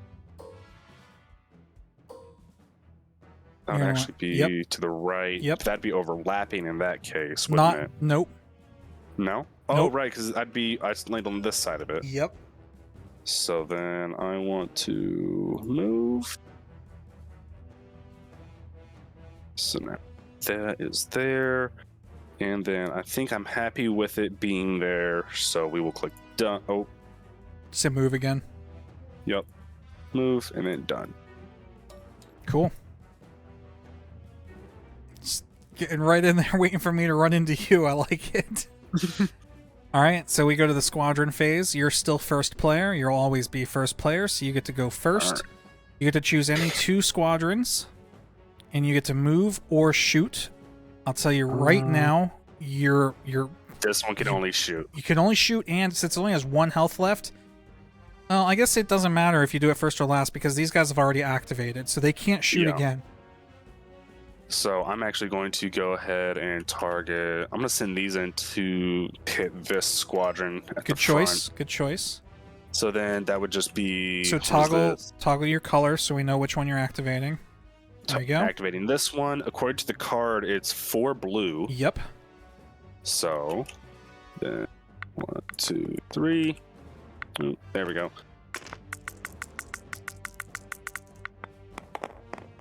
3 hits. 3 damage. They are wiped out. So whenever a ship is destroyed, on the right side of the screen, you see like a bunch of menu icons. Yes. In the middle, there's a red explosion that says "Destroy ships." If I Okay. if I click that, you see a bunch of buttons pop up that say destroy. I just click that, and nothing happens. Let me try again. There we go. There we go. It puts it on my side. Yep. All right. All right, so that was one, and now you could do one more. It doesn't look like any else are in range, so you're going to just move them. Let's see. I'm looking at special stuff. Oh. So remember earlier, so now we can talk about Bomber real quick. Remember earlier I said when squadrons are attacking, or when you're attacking squadrons, crits don't do anything. Yes. Well, Bomber says while attacking a ship, not a squadron, each of your crit icons adds 1 damage to the damage total, and you can resolve a critical effect. So with Bomber, crits do count, but only when attacking ships, not other squadrons. Is it possible? Can I see like the movement range of your fighters? Yep. Okay. So no matter where I go, it's going to be in range. So instead, we're going to move. So what you can start to do now, I know I'm trying not to give you too much information at once, is you can start to, if you want to set your X-Wings up to bomb my Star Destroyer, what you want to do is you want to try to predict where the Star Destroyer is going to end its movement next turn, so that your guys are already next to it so that they can attack it instead of move. Make sense? Yes. So I'm going to guess. I'm going to move Luke up to here, and that'll be done, and that will signify he's already moved. So then it goes back to your turn for squadrons. Yes. So I'm going to look and see, is this guy in range of anybody? He's not. So he can move. This guy and this guy, oh, just the first one is in range. So I'm going to have this TIE Fighter Squadron shoot your Nebula B right in the front, right in the face. Mm-hmm. So his TIE Fighter anti-squad, or anti-ship, is only 1 blue. Roll the blue. It's an accuracy, which doesn't do anything, so there's a waste. I'm then going to... I'm going to move these guys...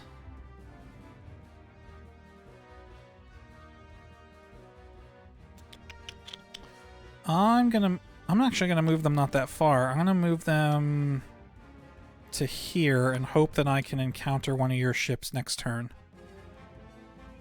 Okay. Then it's my turn. I want to move these to here. Okay, Alright, so you know that these guys are going to activate next. Yes. So by tying them down, basically, you're forcing them to attack you and preventing them from moving. And then, what was it? Well, next turn, they'd be able to move again. No. I'm trying to think. So, on the next turn, when How Runner gets to move, since she would be engaged with this squadron, would she be forced to attack? Yes. Okay. Yeah, she's still engaged with this squadron too, so she's not going anywhere until both of these guys are taken care of. Oh, can I undo? Okay, no, it's already moved. I was about to say, I'm not certain I want to move it there again, but we'll just keep it there. Where were you thinking of going? I was thinking of trying to see if I can move it a little more out to the side where it could still be engaged with this squadron, but out of the range of Hal. Yeah.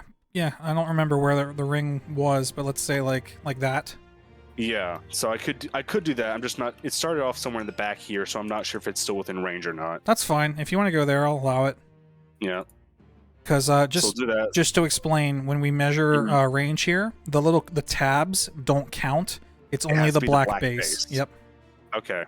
So then this one is tied up, but How Runner is still... only tied up with this guy. Yep. Okay. So that is 1, and that leaves this one. No, wait. Yeah, so that leaves this one to move. So this... I need... okay. I'm gonna move this one Pooch, I love you. up to here then. Okay. Do I want to do that? Yeah, I'm gonna move these guys just barely there. So they're engaged with this squadron, so it can't move, but I still have some flexibility. Okay. All right, and that would be the end of my turn, then I believe. So it's back to you. Yep, so these guys can no longer move because they're engaged. So they are within range of Howl Runner, but wait. Howl says, while another friendly squadron with swarm at distance 1 is attacking. Okay, yeah. So they get to add a blue die, but the swarm keyword, this can get a little confusing sometimes. The swarm keyword says it involves the target. And since these X-Wings are not engaged with another squadron, these guys get the extra die from Howl Runner, but no reroll. Okay. So 4 blue, no rerolls. 2 hits. All right. So those X-Wings take 2. And I have no other squadrons to activate. You have no other squadrons to activate. That's the end of the squadron phase. We go to the status phase. The status phase. Flip your red tokens back to green. If you had any upgrade cards that you had used, you would reset those as well. And then that's the end of the turn. Turn 3. Command phase. We do our dials. And that's the flow of the game. Like, it's really not that hard after you figure out the order of, like, how things go. We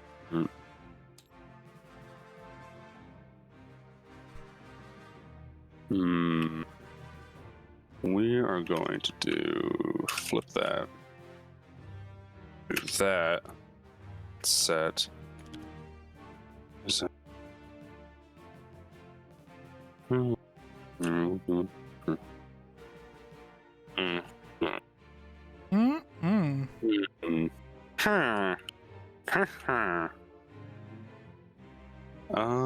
Let's do. Okay. Yeah, we're just going to do.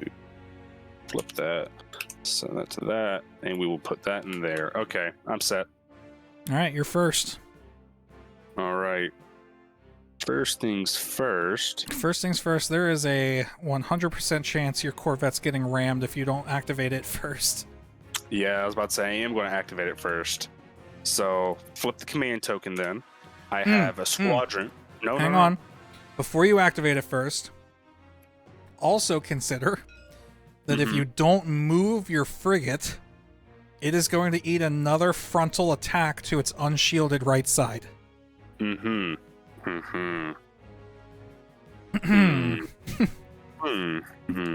that is now up to you. Choice of, do I want to get rammed and lose my Corvette, or do I want to try to save the Nebulon? There are no good options here. There are no good options. I'm just trying to think of the best way to go about this. So I think I'm actually going to continue moving the CR-90. It is currently at... so first things is the command tab, which is squadrons. What is it? So I'm going to go ahead and activate that, and I'm going to choose Luke to move. And let's see, he has to attack the Star Destroyer. He would have to be in engaged range of it, right? Yes. Okay. I'm going to and not within range of another squadron, because then he's forced to attack the squadron. Okay. In that case, I'm going to move him. That just barely. Okay. That's, yep. Let's see. Go there. We're just going to rotate just so it has a little more cinematic quality to it. Yep. I'm done moving him, and then I will attack your... Let's see. You can do front or side here. Yep, I think I'm going to go for the... I'm going to go for the side. Okay. Yeah. No, yes, we'll go for the side. All right, so do your color, just so we remember. Right, so... And then what does I'm just going to let you to tell me, what does Luke attack a ship with? He attacks with bomber, but it's only one die to roll with for now. It's a black die. Yep. So spawn one black die. And then treat the defender as happy. So you have treated as you have no shields then. Yep. Because of the special ability. Yep. Luke fucking just straight up ignores shields. Yep, love it. So we only have the one die for now. Oh. So that does so it nothing. misses. No. I mean, actually, Oh, wait. It's your... look at it. Hey, look, you rolled a hit and a crit. Yeah, totally did that. So I do 1 damage to it, and then what is it? What's it? No, I had 2 damage because I have 1 damage rolled, and then because of bomber, I get a 2nd hit. Yep. So that's straight to hull. So straight to hull. So the way criticals work in this game is, honestly, it's one of the other confusing aspects of the game. So I'm not going to explain it. I'm just going to tell you how it works. Since you did any damage to my hull and had at least 1 crit icon, you get to resolve what's called the standard critical effect. Mm-hmm. Your admiral, or your commander rather, Dodonna's special ability is before an enemy ship is dealt a face... Oh, okay, so let's talk about damage. I'm sorry. Over on this side, we have damage dex. When a ship is dealt damage, it's dealt a face-down card. And if you earn... So each face-down card is 1 damage, and once you have as many cards as your ship has hull, the ship is destroyed.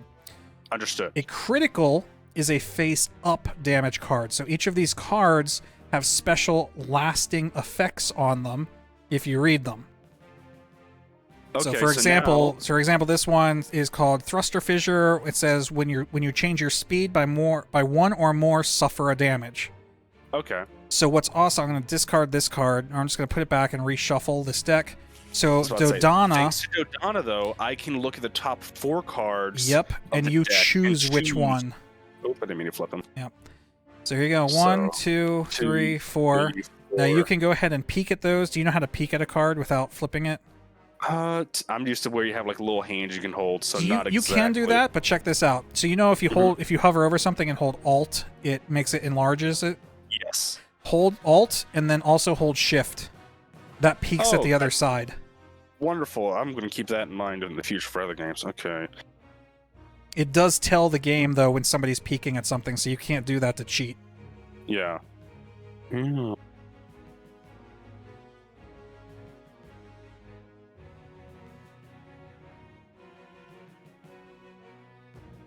Yep, so that's why actually Dodonna is not only the cheapest commander for the rebels, he has a really powerful ability, because if you're fishing for a very specific critical effect, he can do that for you. So first, let's see, and I still haven't even okay, we'll get to moving that in a minute. Okay. So then you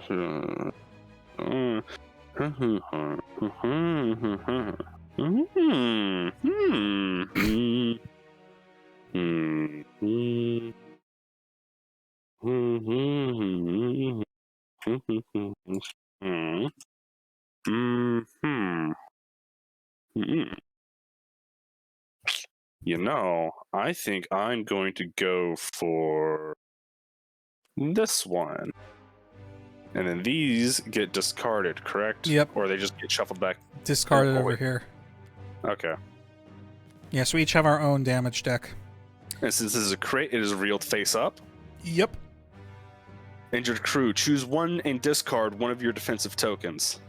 Ooh. So, do I choose that or do you? You do. Well, wait. Discard one of your. So now I do, because it's my ship. So yeah, I'm gonna discard a redirect. And then it says, and then flip this card face down. So not only does that's a regular damage, but also you did 2 damage. So, so another one. Yep, take a second card.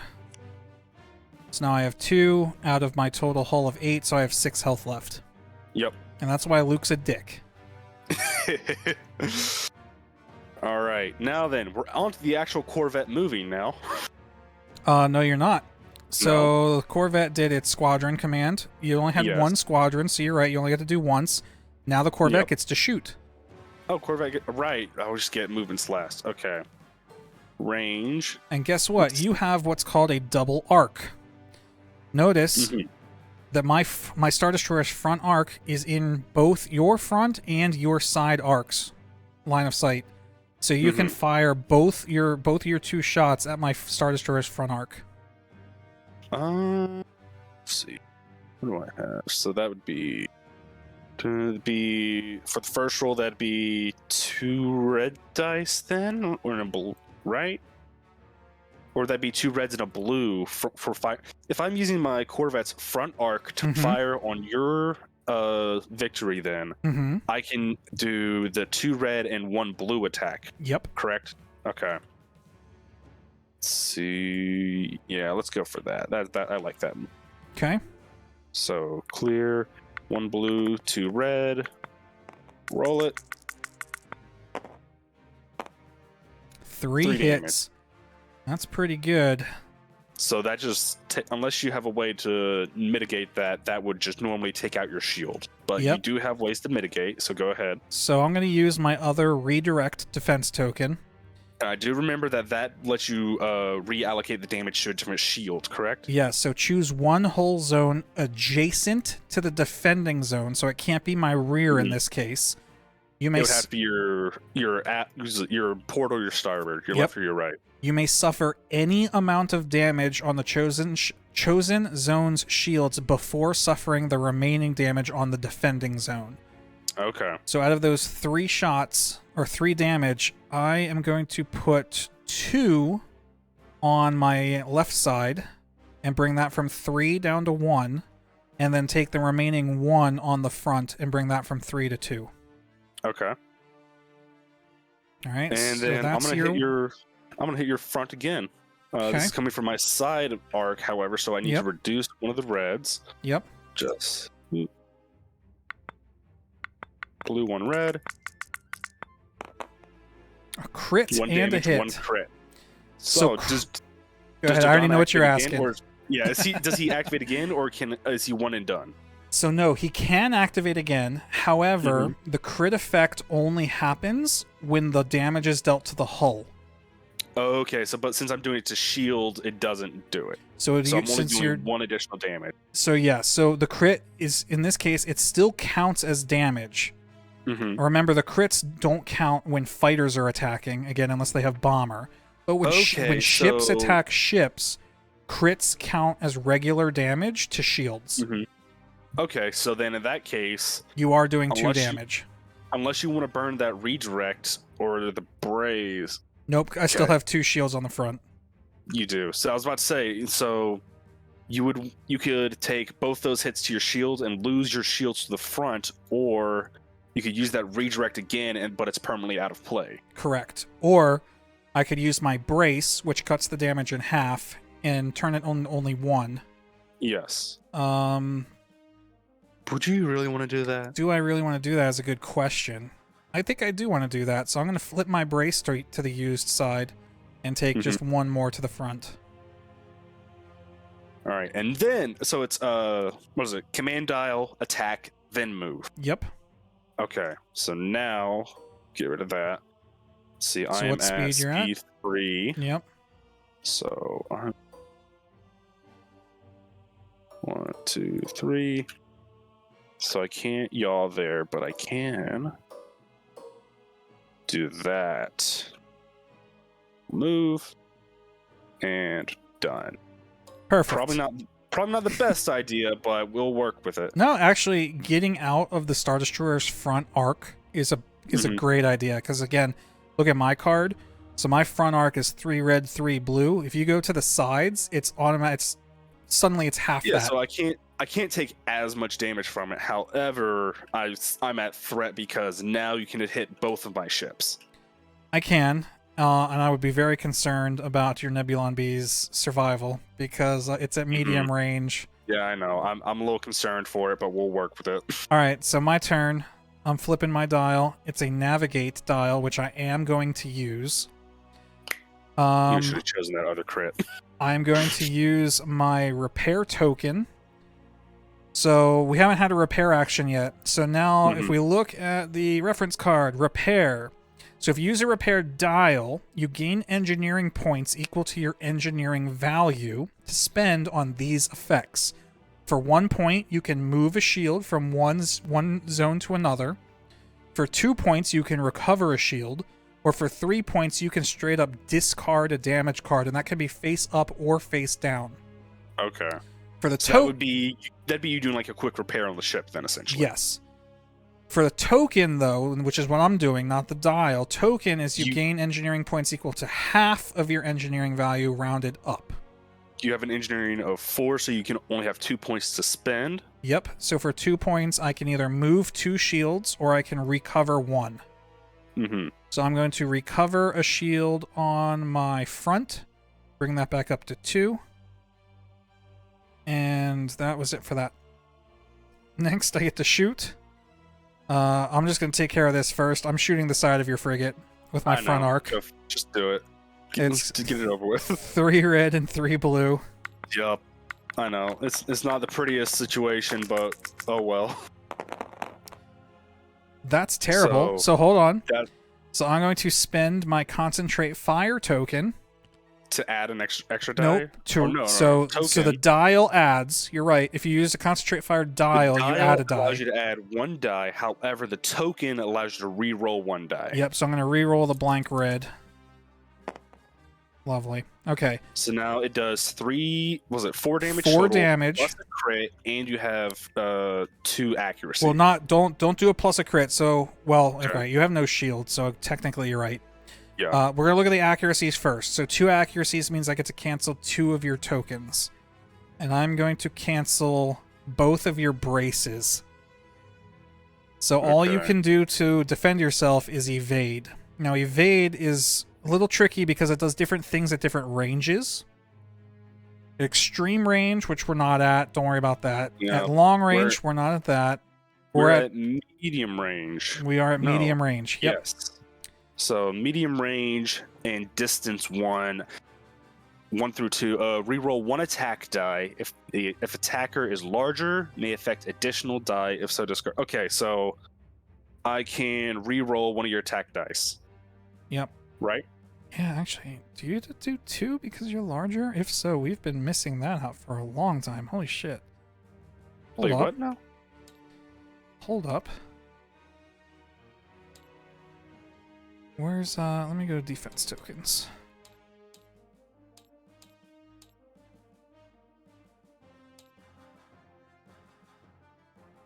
If the attacker is of a larger size class than the defender can affect 1 additional die, but must discard that token if they do so. Yes. Okay. I was about to say, at the end it says, if so, must discard token. Okay. I do not want to discard that.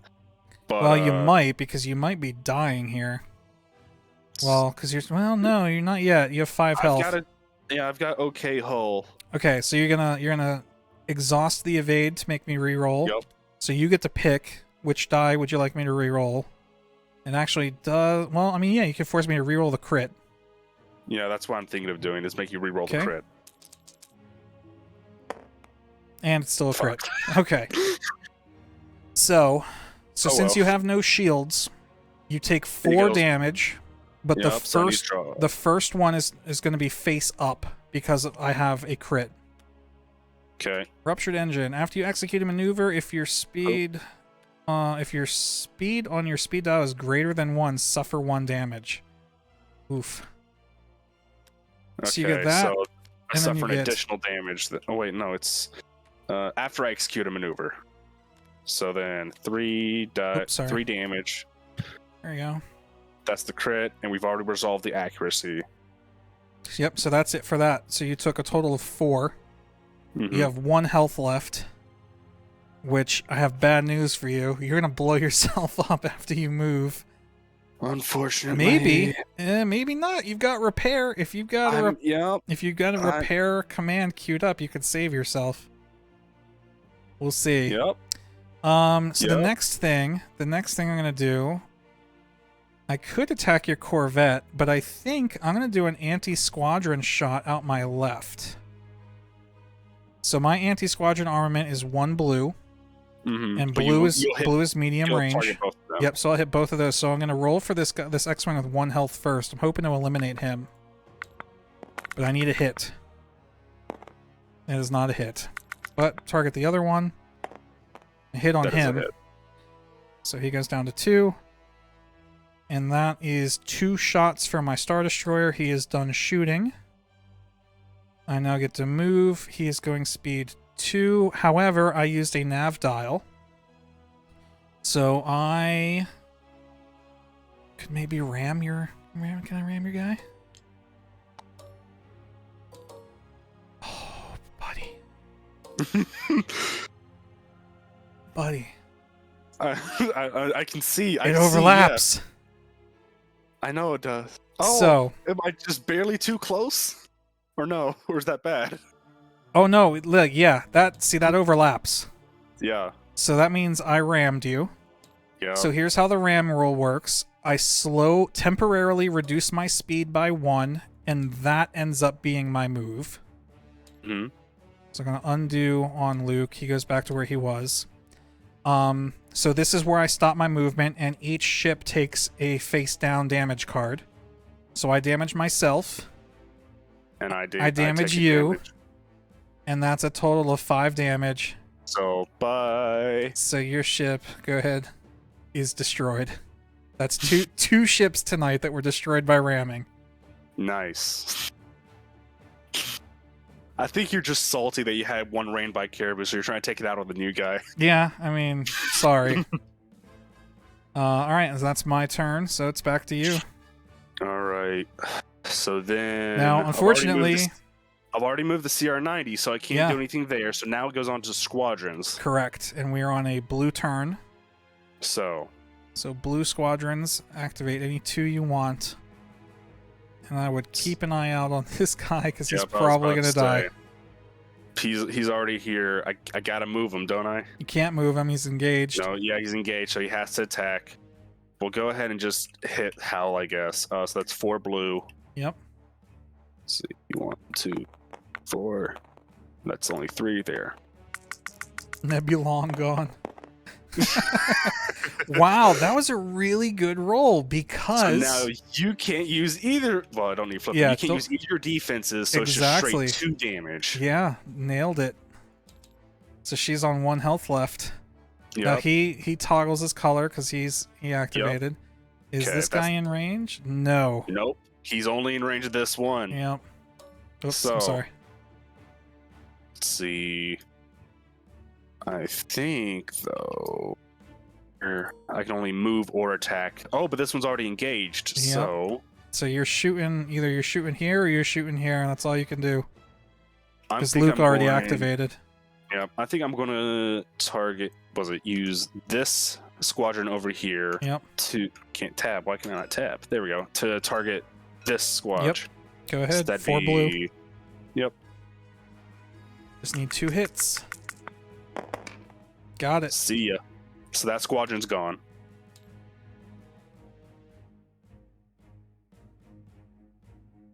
All right. All right, that's your 2. two. My 2, so on to you. Yep, so I'm going to do... we'll do this one first. So that's going to be 4 blue with... Wait a minute. No, it's 4 blue with a reroll, because that squadron's engaged with both. Yep. Doesn't matter, I got the 1 hit, that's all I need. So it's gone. Yep. And then Hal Runner... Oh, I'm bud. Hal Runner's gonna move... Oh wait, no, they're not engaged anymore, never mind. Actually, no, I'm not gonna move Hal Runner. How can I... Wait, why is she... What did I do to her?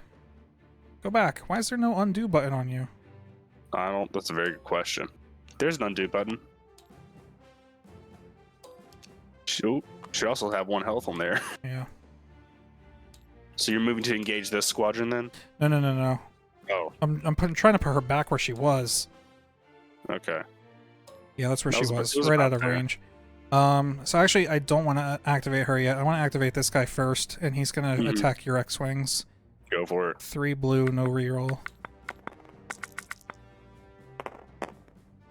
2 damage. 3. 3 damage? Yeah. Oh, I see. Because you had the reroll. No reroll. No, it's just, it was like, it was cocked and then fell over. Gotcha. Alright, you're up.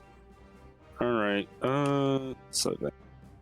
They basically just get to shoot them back. Yeah. Pretty much. We will shoot back, which is 4 dice. Dead. Get out of here. Get out of here. You're not allowed anymore. It's very rude of you. I'm here as a fresh noob and you're just bullying me like this. It's not allowed. Color them. Color them red, and then that's it for your squadrons. These ties are going to attack your Corvette in the rear. Mm-hmm. They get to roll a whopping 1 blue. A hit. So you can either take the damage to the rear, you can evade and make me re-roll it, or you can redirect it to another adjacent side. I think I'm going to redirect it to my port. Good choice. So it goes down to 1. Yep. And then Hal Runner gets to go. She's going to tie up Luke. We're going to have her go right here, so that Luke has to attack her instead. Right. And that's the end of the squadron phase. So we refresh our tokens. Next turn, red turn, do your dial. All right. And then what I would do, I mean, I just because I'm OCD, take those out just so you remember that there's nothing there. Let me see, what do I have? Let's see here. So, I'm never gonna catch your blockade runner at this point. Nope. I'm ready when you are. I'm going to...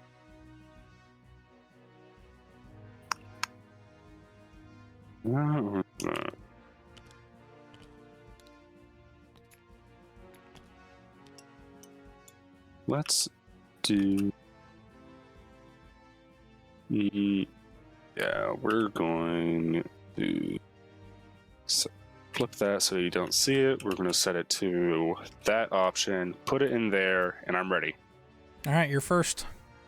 All right. So flip first the dial off, over. we're going to flip the CR90. It is a movement. I am going to choose to do that. Okay. What is it? So that was it. So that's going to be last. Yeah, that'll come last. So next is attacks. Yep.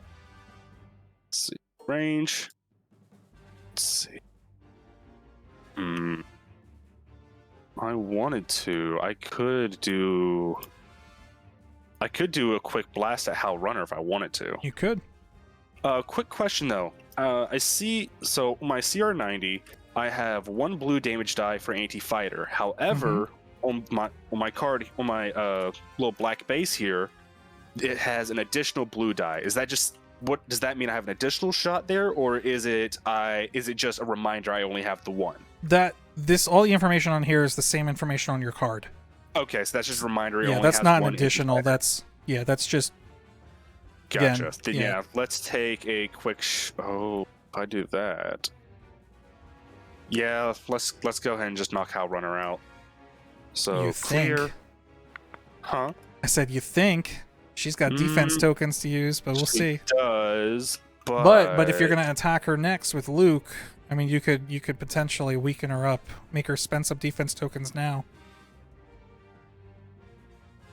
Thinking. I don't think it's a bad idea because the chances of your blockade runner taking out my Star Destroyer are pretty low. Yeah, so 1 damage. So I have no choice. I can't brace because half of 1 is a half. Rounded up is still 1. So that forces me to use my scatter. Yep. Okay. So that was as best you could do. So then I'm on my navigate then. No, you second shot. No. Right, second shot. So we're going to go... And I can't do the same firing arc, so I'm going to hit the one in the rear exactly. Then. Yep, you can do anti-fighter out the back. Hit them too. Yep. Okay. All right. See, now that has been resolved, now it moves. Yes. And you're using the nav dial, dial, so you can change your speed by 1 if you want. And I'm actually going to reduce speed. And you can get an extra yaw. Yep. So, 1, 2,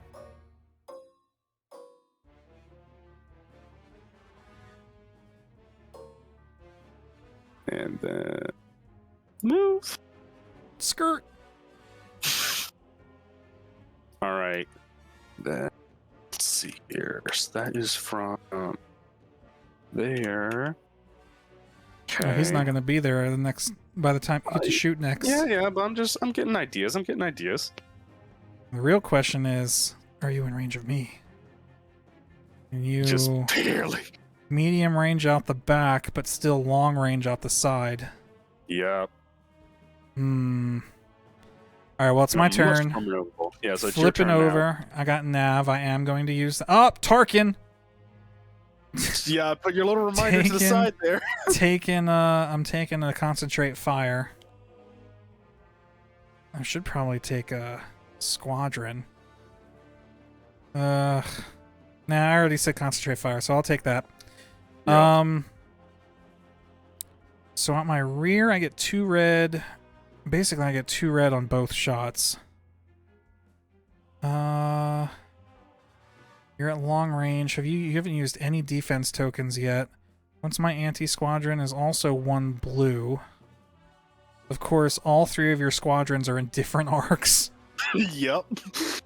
So, what you gonna do, Moby? You gonna try to hit the CR-90, or you wanna try to hit a squadron? I'm gonna go... What turn are we on? I could kill your CR-90 before this game's over. So, alright. So I'm gonna go rear... I gotta go rear to front. The rear only has... only the front arc is in the rear arc of my ship. Yep. So that's gonna be 2 red. I'm gonna use... Oh, it's a concentrate fire token, so I can reroll. Yep. 2 crits. So... again, crits are treated as regular damage against shields. The evades, which I said before were confusing, at long range... Oh, well, you're at medium range. So it makes you reroll. Or you would tell me to reroll. To reroll...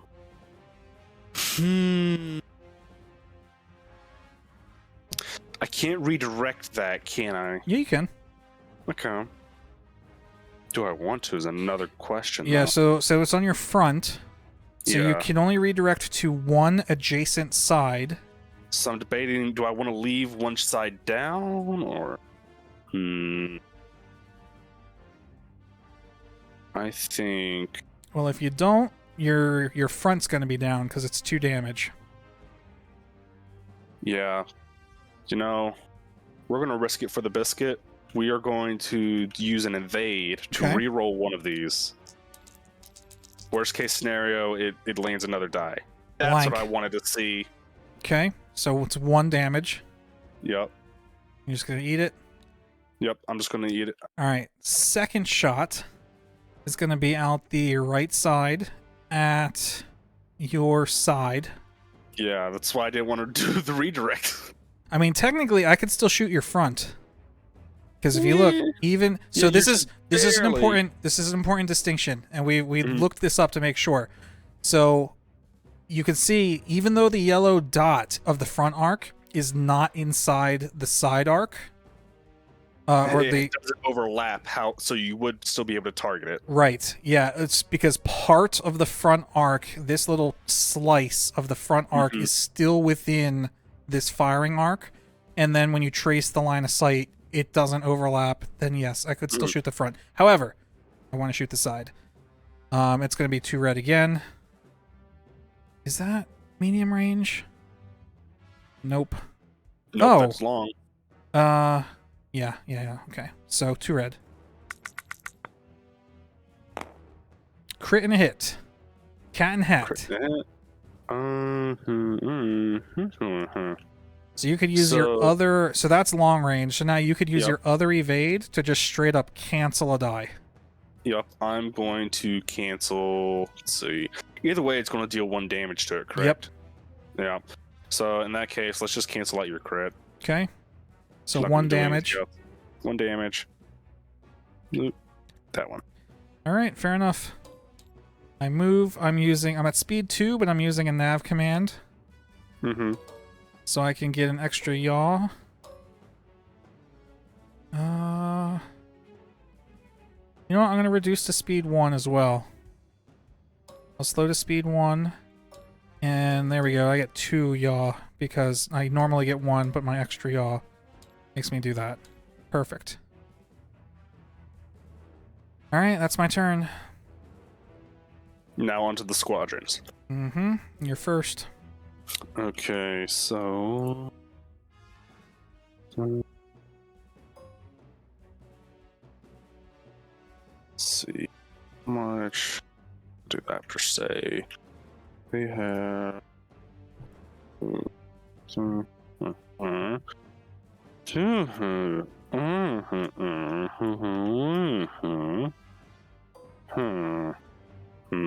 I wouldn't be able to do that because it's not in range.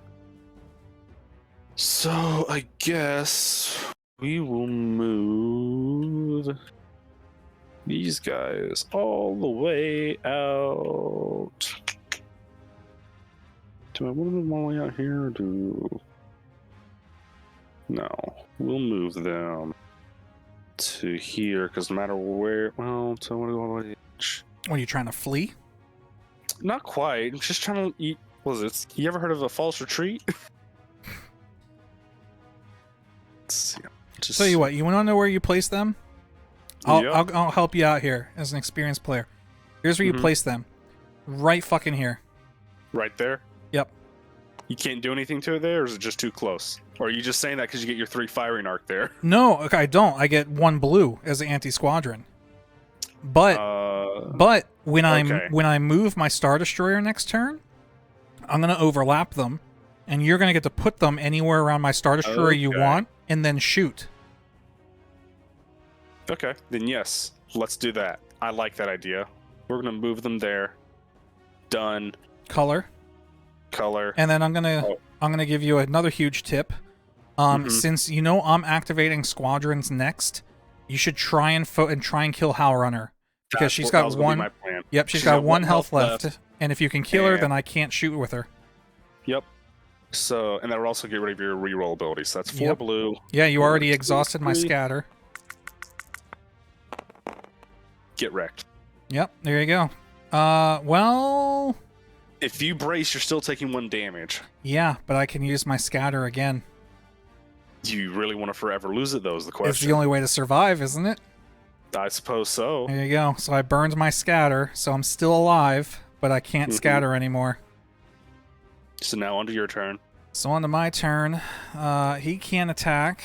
He can't attack. She would benefit. She has to attack, and she would benefit because she's got Swarm if I move them closer. So they can't attack, but now that they're engaged, she gets to reroll. Okay. So she gets 3 blue against Luke. And a reroll. I'll reroll the crit because that doesn't do anything. Alright, so 2 damage and an accuracy. The accuracy doesn't mean much because you have 2 braces. Yep. So you can't use 1 brace, but you can still use the other, so it doesn't really matter which. And 2 damage. So yeah, I think I will use one of those braces to reduce it. So the Luke goes down to 4. And you move your last X-Wing.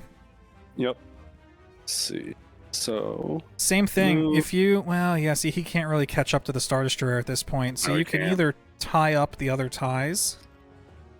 But again, they haven't activated yet, so if you engage them, then they're going to get a free shot on you. Yeah. So I'm going to move them.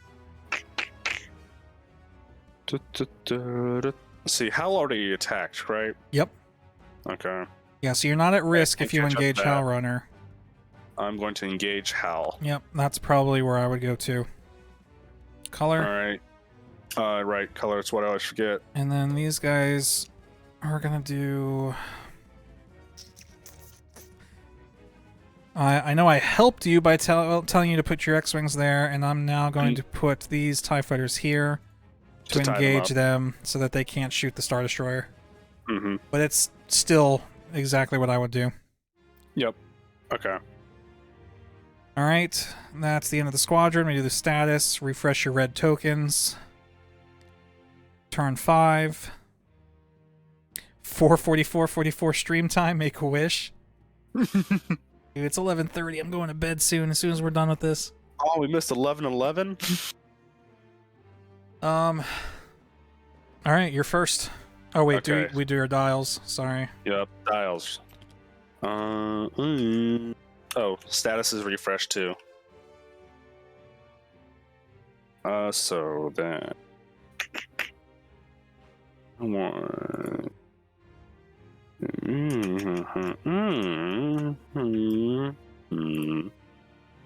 You wish for another match? I would need another opponent. You want to play, Pooch? So,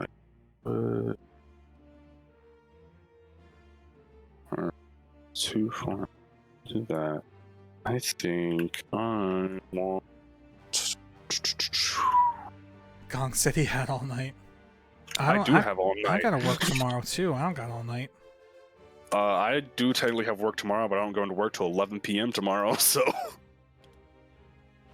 Alright. I'm ready. Alright, go ahead. Okay. Flip your dial. Get rid of that real quick. I'm going to flip the dial.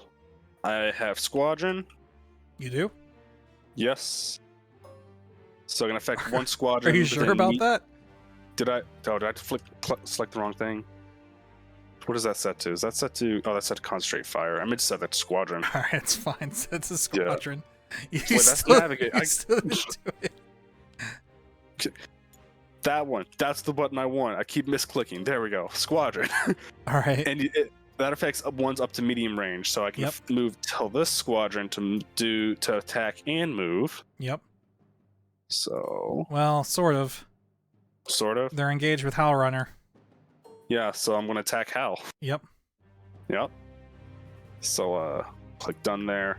That's 4 blue dice. 1, 2, 3, 4. That's only 3 there.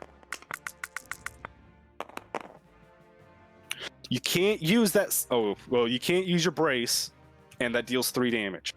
Get out of here, Hal. Gone. Gone. And now they can still move, because they Yep. you can shoot and move in any order. Let's see. Done. I'm going to have them actually... Remember that the Star Destroyer is going to move before you get to activate them again. Yeah, I know. I'm going to guess...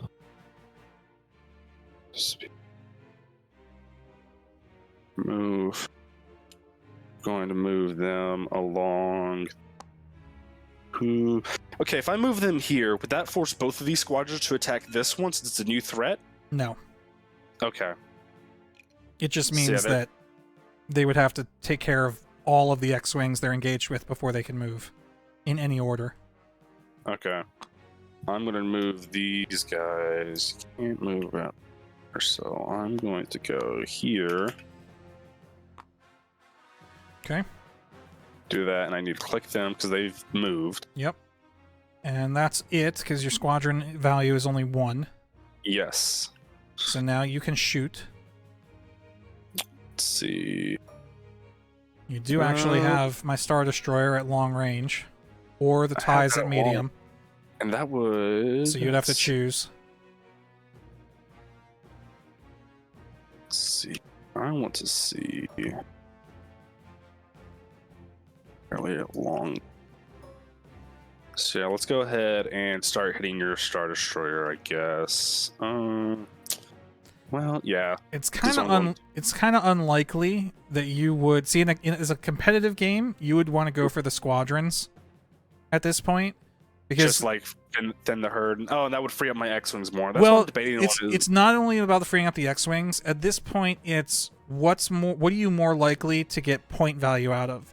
Because the winner of the game is determined by how many points of the other army you've destroyed, or the other fleet.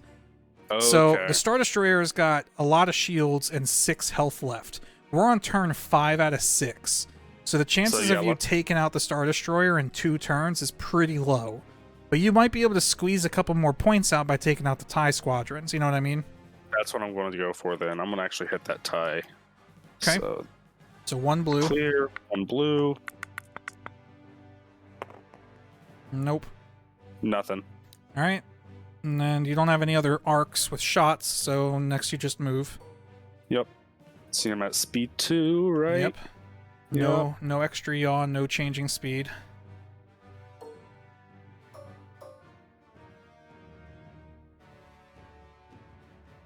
Let's see.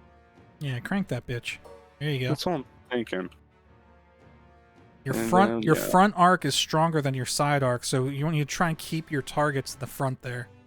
Yeah. It's the same thing Alright. with the Star Destroyer, but I'm having trouble doing that because Victory Star Destroyers have shitty fucking maneuverability. Pardon my Good. French. All right, my turn. Did I do a token for Tarkin?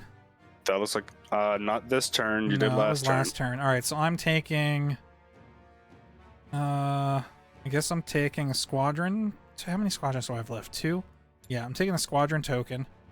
I revealed it. Wait, no. Why would I do that? Yeah, you already have a squadron command dial. I guess I have to take a repair token because it's the only thing that makes sense. Mm-hmm. All right, so I'll use that repair token to get 2 engineering points and recover a shield on my front.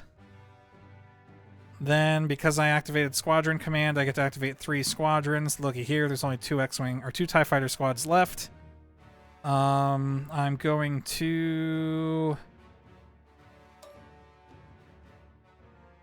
These guys are going to shoot the X-Wings in front of the Star Destroyer. Okay. So they get 3 Try me. blue. 1 hit. Ooh, yeah. Try me. Then these guys are going to attack these X-Wings down here. Okay.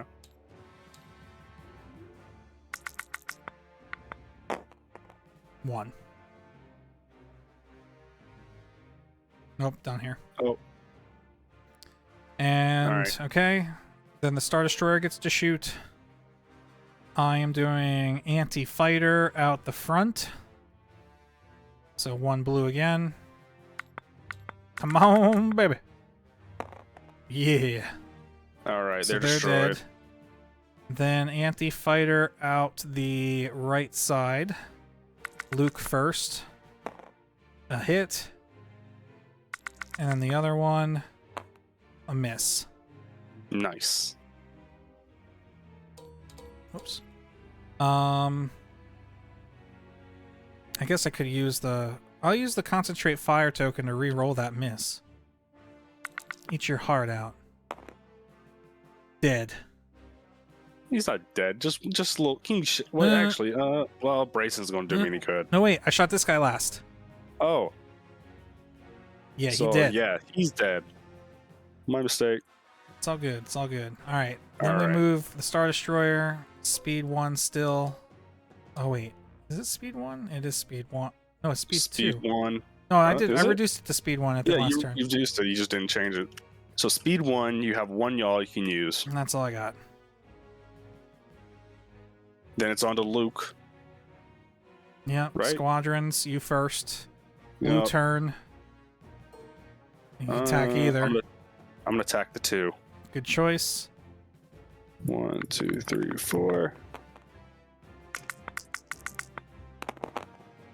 2. Dead.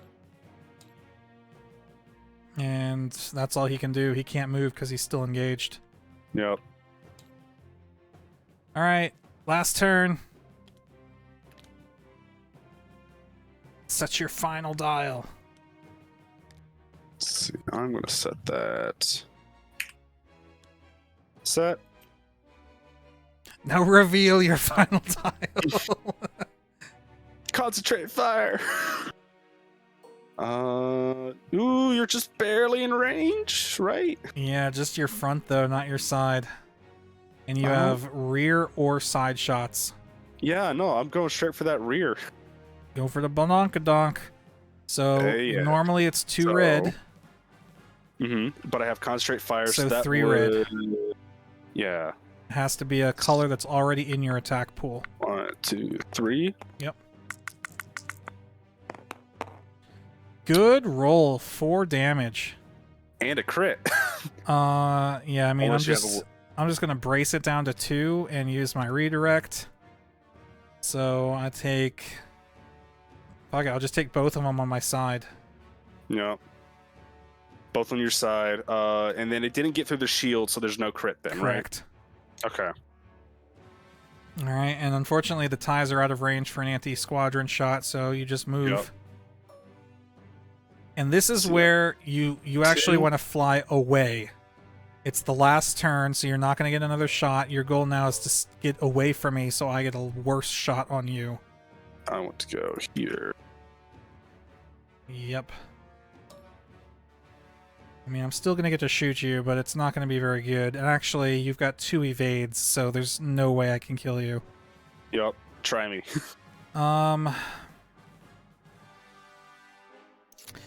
No, I gotta shoot Luke. So I'm gonna do well, let's reveal the command. Concentrate fire. So I'll do anti-squadron out the right. I get to I'm gonna add a blue die to this roll with my concentrate fire. A hit and accuracy, so 1 damage. Mm-hmm. So take him down to 2. And then, I mean, I might as well shoot your Corvette in the ass out with my rear arc, which is 2 red. A crit, which you can use an evade to just straight up cancel. Yep. There you go, nothing. Then I move. I'm going speed 1 still. Make a right turn. He's making a right turn. And that's it for me. Now, Luke. All right, Luke. You can do this. You just got to roll high.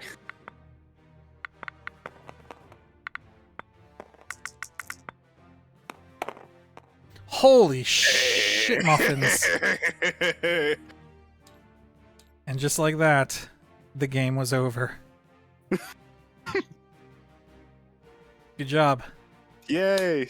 So, I lost a 57-point ship, so... Yeah, there we go. So let's see. 77. So minus 56, you lost 116. I was to say minus 77. So the ship itself was 57, and Dodonna is 20. Oh, so since Dodonna was on it, okay. Yep. Yeah, so you lost 116, I lost 56. So, I mean, yeah, killing the frigate was huge. But Gotcha. you got all of my squadrons, like the entirety of my squadrons. So I mean, it didn't win you the game, but that's still pretty impressive. I'm just gonna say, I mean, ending it on 6 turns seems a little short. I'm here for the long battle. I want to until there's no ships remaining. Yeah, I mean you can do that. You can absolutely do that. We'll start scheming. So now, what you can do is now that how do you feel? Do you feel like you have a pretty solid grasp on the game now, just after playing one game? Does it make a lot more sense? It does. Now, so, yeah. it of course, we'll take some more play, actually figure out the nitty-gritty stuff, but we'll get to that in time. Yeah, so now what you got to do is you got to go to that fleet building website and start looking at not only the upgrade cards to see what kind of special stuff you can put on the ships, but the different ships themselves. Yeah, I was about to say, I know, what is it? I go to the fleet spawner and then ships. I wanted Rebellion, and I forget how I did. I can do, spawn all will show everything. Yep. So you don't mind if I ruin the table, do you? Hold on. Don't do that. Let's do it this way. Okay. Let me reload the module. Now you can do it. All right. And then one way you could do it is just spawn all. Oh, wait. Fleet, ships, Rebellion, Empire. Do I need to be promoted for that, or no? Hit Empire. And ship. That's my issue. So then, Rebellion. I'm a ship guy, so we will. And I could build it this way and get an actual idea of how things would function together. You can, but I think the shipbuilding website is actually better because you can click on the upgrade icons and look and see what cards can go on the ships while you're putting them together. Sounds like a plan. I know what I'm going to be doing for the next couple days. I'm telling you, it's addictive. I've been at work building fleets and shit. You win this round, Moby, but I'll have you one day. So yeah, so you can see, so every ship in the game has multiple variants. So like the Corvette, you were running with the Corvette A, but there's a Corvette B that it doesn't have any red dice, so it's all blue, which means it can't shoot quite as far, but it's fewer points. It's only 39 points instead of 44, so you could fit more stuff into your fleet or more upgrades on it. The Nebula B, you were using the escort frigate, but there's a support refit. It's cheaper. So, yep. You have certain ships like the MC-80 battle cruiser. This guy here, very powerful front arc. But if you look at like the MC-80 assault cruiser, very weak front arc, but very strong broadsides. Yeah. So every ship has stronger shields as well. Stronger shields, but you also, like, again, you got to pay attention to what kind of defense tokens they get. So 2 redirects and a brace, and what's that other one it has? That other one is a contain. Prevent the attacker from resolving the standard critical effect. Yep. So, so what that does is turns a crit roll into a regular damage. You still take damage, just not a face-up card. A salvo. Former salvo attack resolve damage. Ship. Printed rear battery armament against the attack. What? What does the salvo do? Because I'm looking at, like, the Starhawk with its cannons on every side. Yeah, but, so the salvo is when a ship attacks you, you can spend the salvo token to basically fire back on the ship with whatever your rear arc says. Okay, so it's just an extra round of attacks almost. It's a counterattack. Got you. Okay. It's a counterattack with whatever is printed on your rear arc. And the reason that's important is because there's an upgrade card. Where are they? They're in here, right? I should be able, all cards. Nope, those are ship cards. Search. Sorted upgrades. Search. It's loading 500 assets all of a sudden. Turbo lasers. Search again. Spinal armament. Here we go. So this upgrade card, the battery armaments for your front and rear hull zones are increased by 1 red die. So if you put this upgrade on the Starhawk, the rear arc is now 3 red and a blue. So when you use salvo, you get to counter with 3 red and a blue. Okay. And then, what are the limits for, like, the upgrades on here? Is that, like, so is that that's just how many cards, like, come into the battle with, or? No. So that, again, is why the fleet building website would be better than using this tool. So all these little icons down here at the bottom of the card, see how this card has this turbo laser icon? And it has that fills, that fills that right there. So that would fill that slot. So when you use the fleet building website, and I'll send it to you on Discord, it tracks all that and it grays stuff out as you make selections. Okay, but, like, say start of the game, I wanted to, just start of the game, I deploy this, would I have, like, upgrade cards for every slot in it coming out off the bat, or those have to be deployed in succession? What do you mean deployed in succession? Like, would it be something where all my cards are already pre-attached to the ship and I just have them out? Okay. Yeah. All right. That makes sense. Got it. Yeah, and believe it or not, it's not typical to fill every upgrade slot on a ship. Just because they take up so many more points. Yeah, because the more points you have on a ship, the juicier of a target it is for your opponent too. Because if they destroy it, then they get credited for the cost of all the upgrades you put on it too. Okay. So most of the time, I mean, you got to mess with it a little bit. Most of the time, I usually put like three upgrades on a ship at the most. Unless it's like a very tanky ship, then I might feel safer putting more on it. Let's see. Understood. Okay. I'm probably going to mess around with the fleet building side a bit. Yep. As far as fleet building rules go, 400 points is like the general 400 points is a tournament. Yeah, that's what's standard. Squadrons, excuse me, you can only have a total squadron value of 1/3 of whatever your maximum fleet value is. Okay. So for 400 points, you can only have 134 points of squadrons, because that's 1/3 of 400. Okay. All right. Also, make sure you have a commander. You could be on anything except for a flotilla. A flotilla is, for the rebels, it's the rebel transports. And for the Imperials, that's the Gazanti cruisers. So those are just basically you. Just looking at it, since they have pretty much they don't have any ability to attack larger ships. However, it does have a salvo against anti-fighter. So these would be good, just like go in and drop squadrons in and out. Not necessarily. These have much greater utility than you think. So not only also realize they have 2 squadron value. Yeah. So they can activate squadrons and have squadrons moving and shooting. But really the best use for them is going to be on, if I know which category this belongs under. Is it support? It's got to be here. Hold on. Pretty sure they're technically support ships.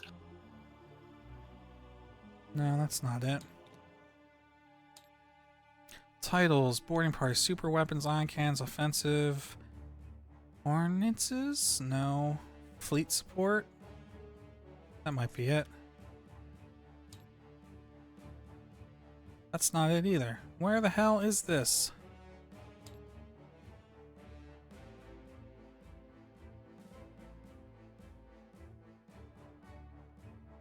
This is where I wish I could just go to the freaking website.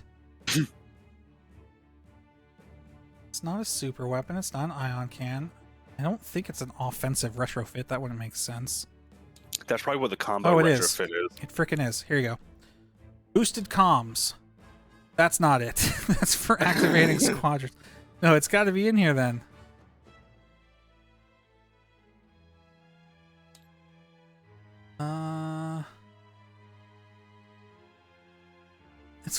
It's called CommsNet. Why can't I think of what category it goes under? Can I search the bag? No.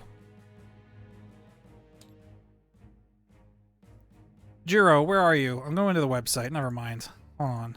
All right. If I add a ship... This is so stupid. It is fleet support. Search. Fleet support's not even in here. Oh wait, no, it's right here. CommsNet. Why didn't I see that before? Here we go. CommsNet. After your reveal command dial step, you may discard 1 command token from this ship to assign a matching token to another friendly ship at distance 1 to 5. So what that means is when you activate this, say you flip over a squadron command, and then you're like, you know what? I'm not going to spend that dial. I'll take the token. Well, guess what? That was your reveal command dial step. Now that you're done with your reveal command dial step, this card lets you discard that token to give that same token to another friendly ship.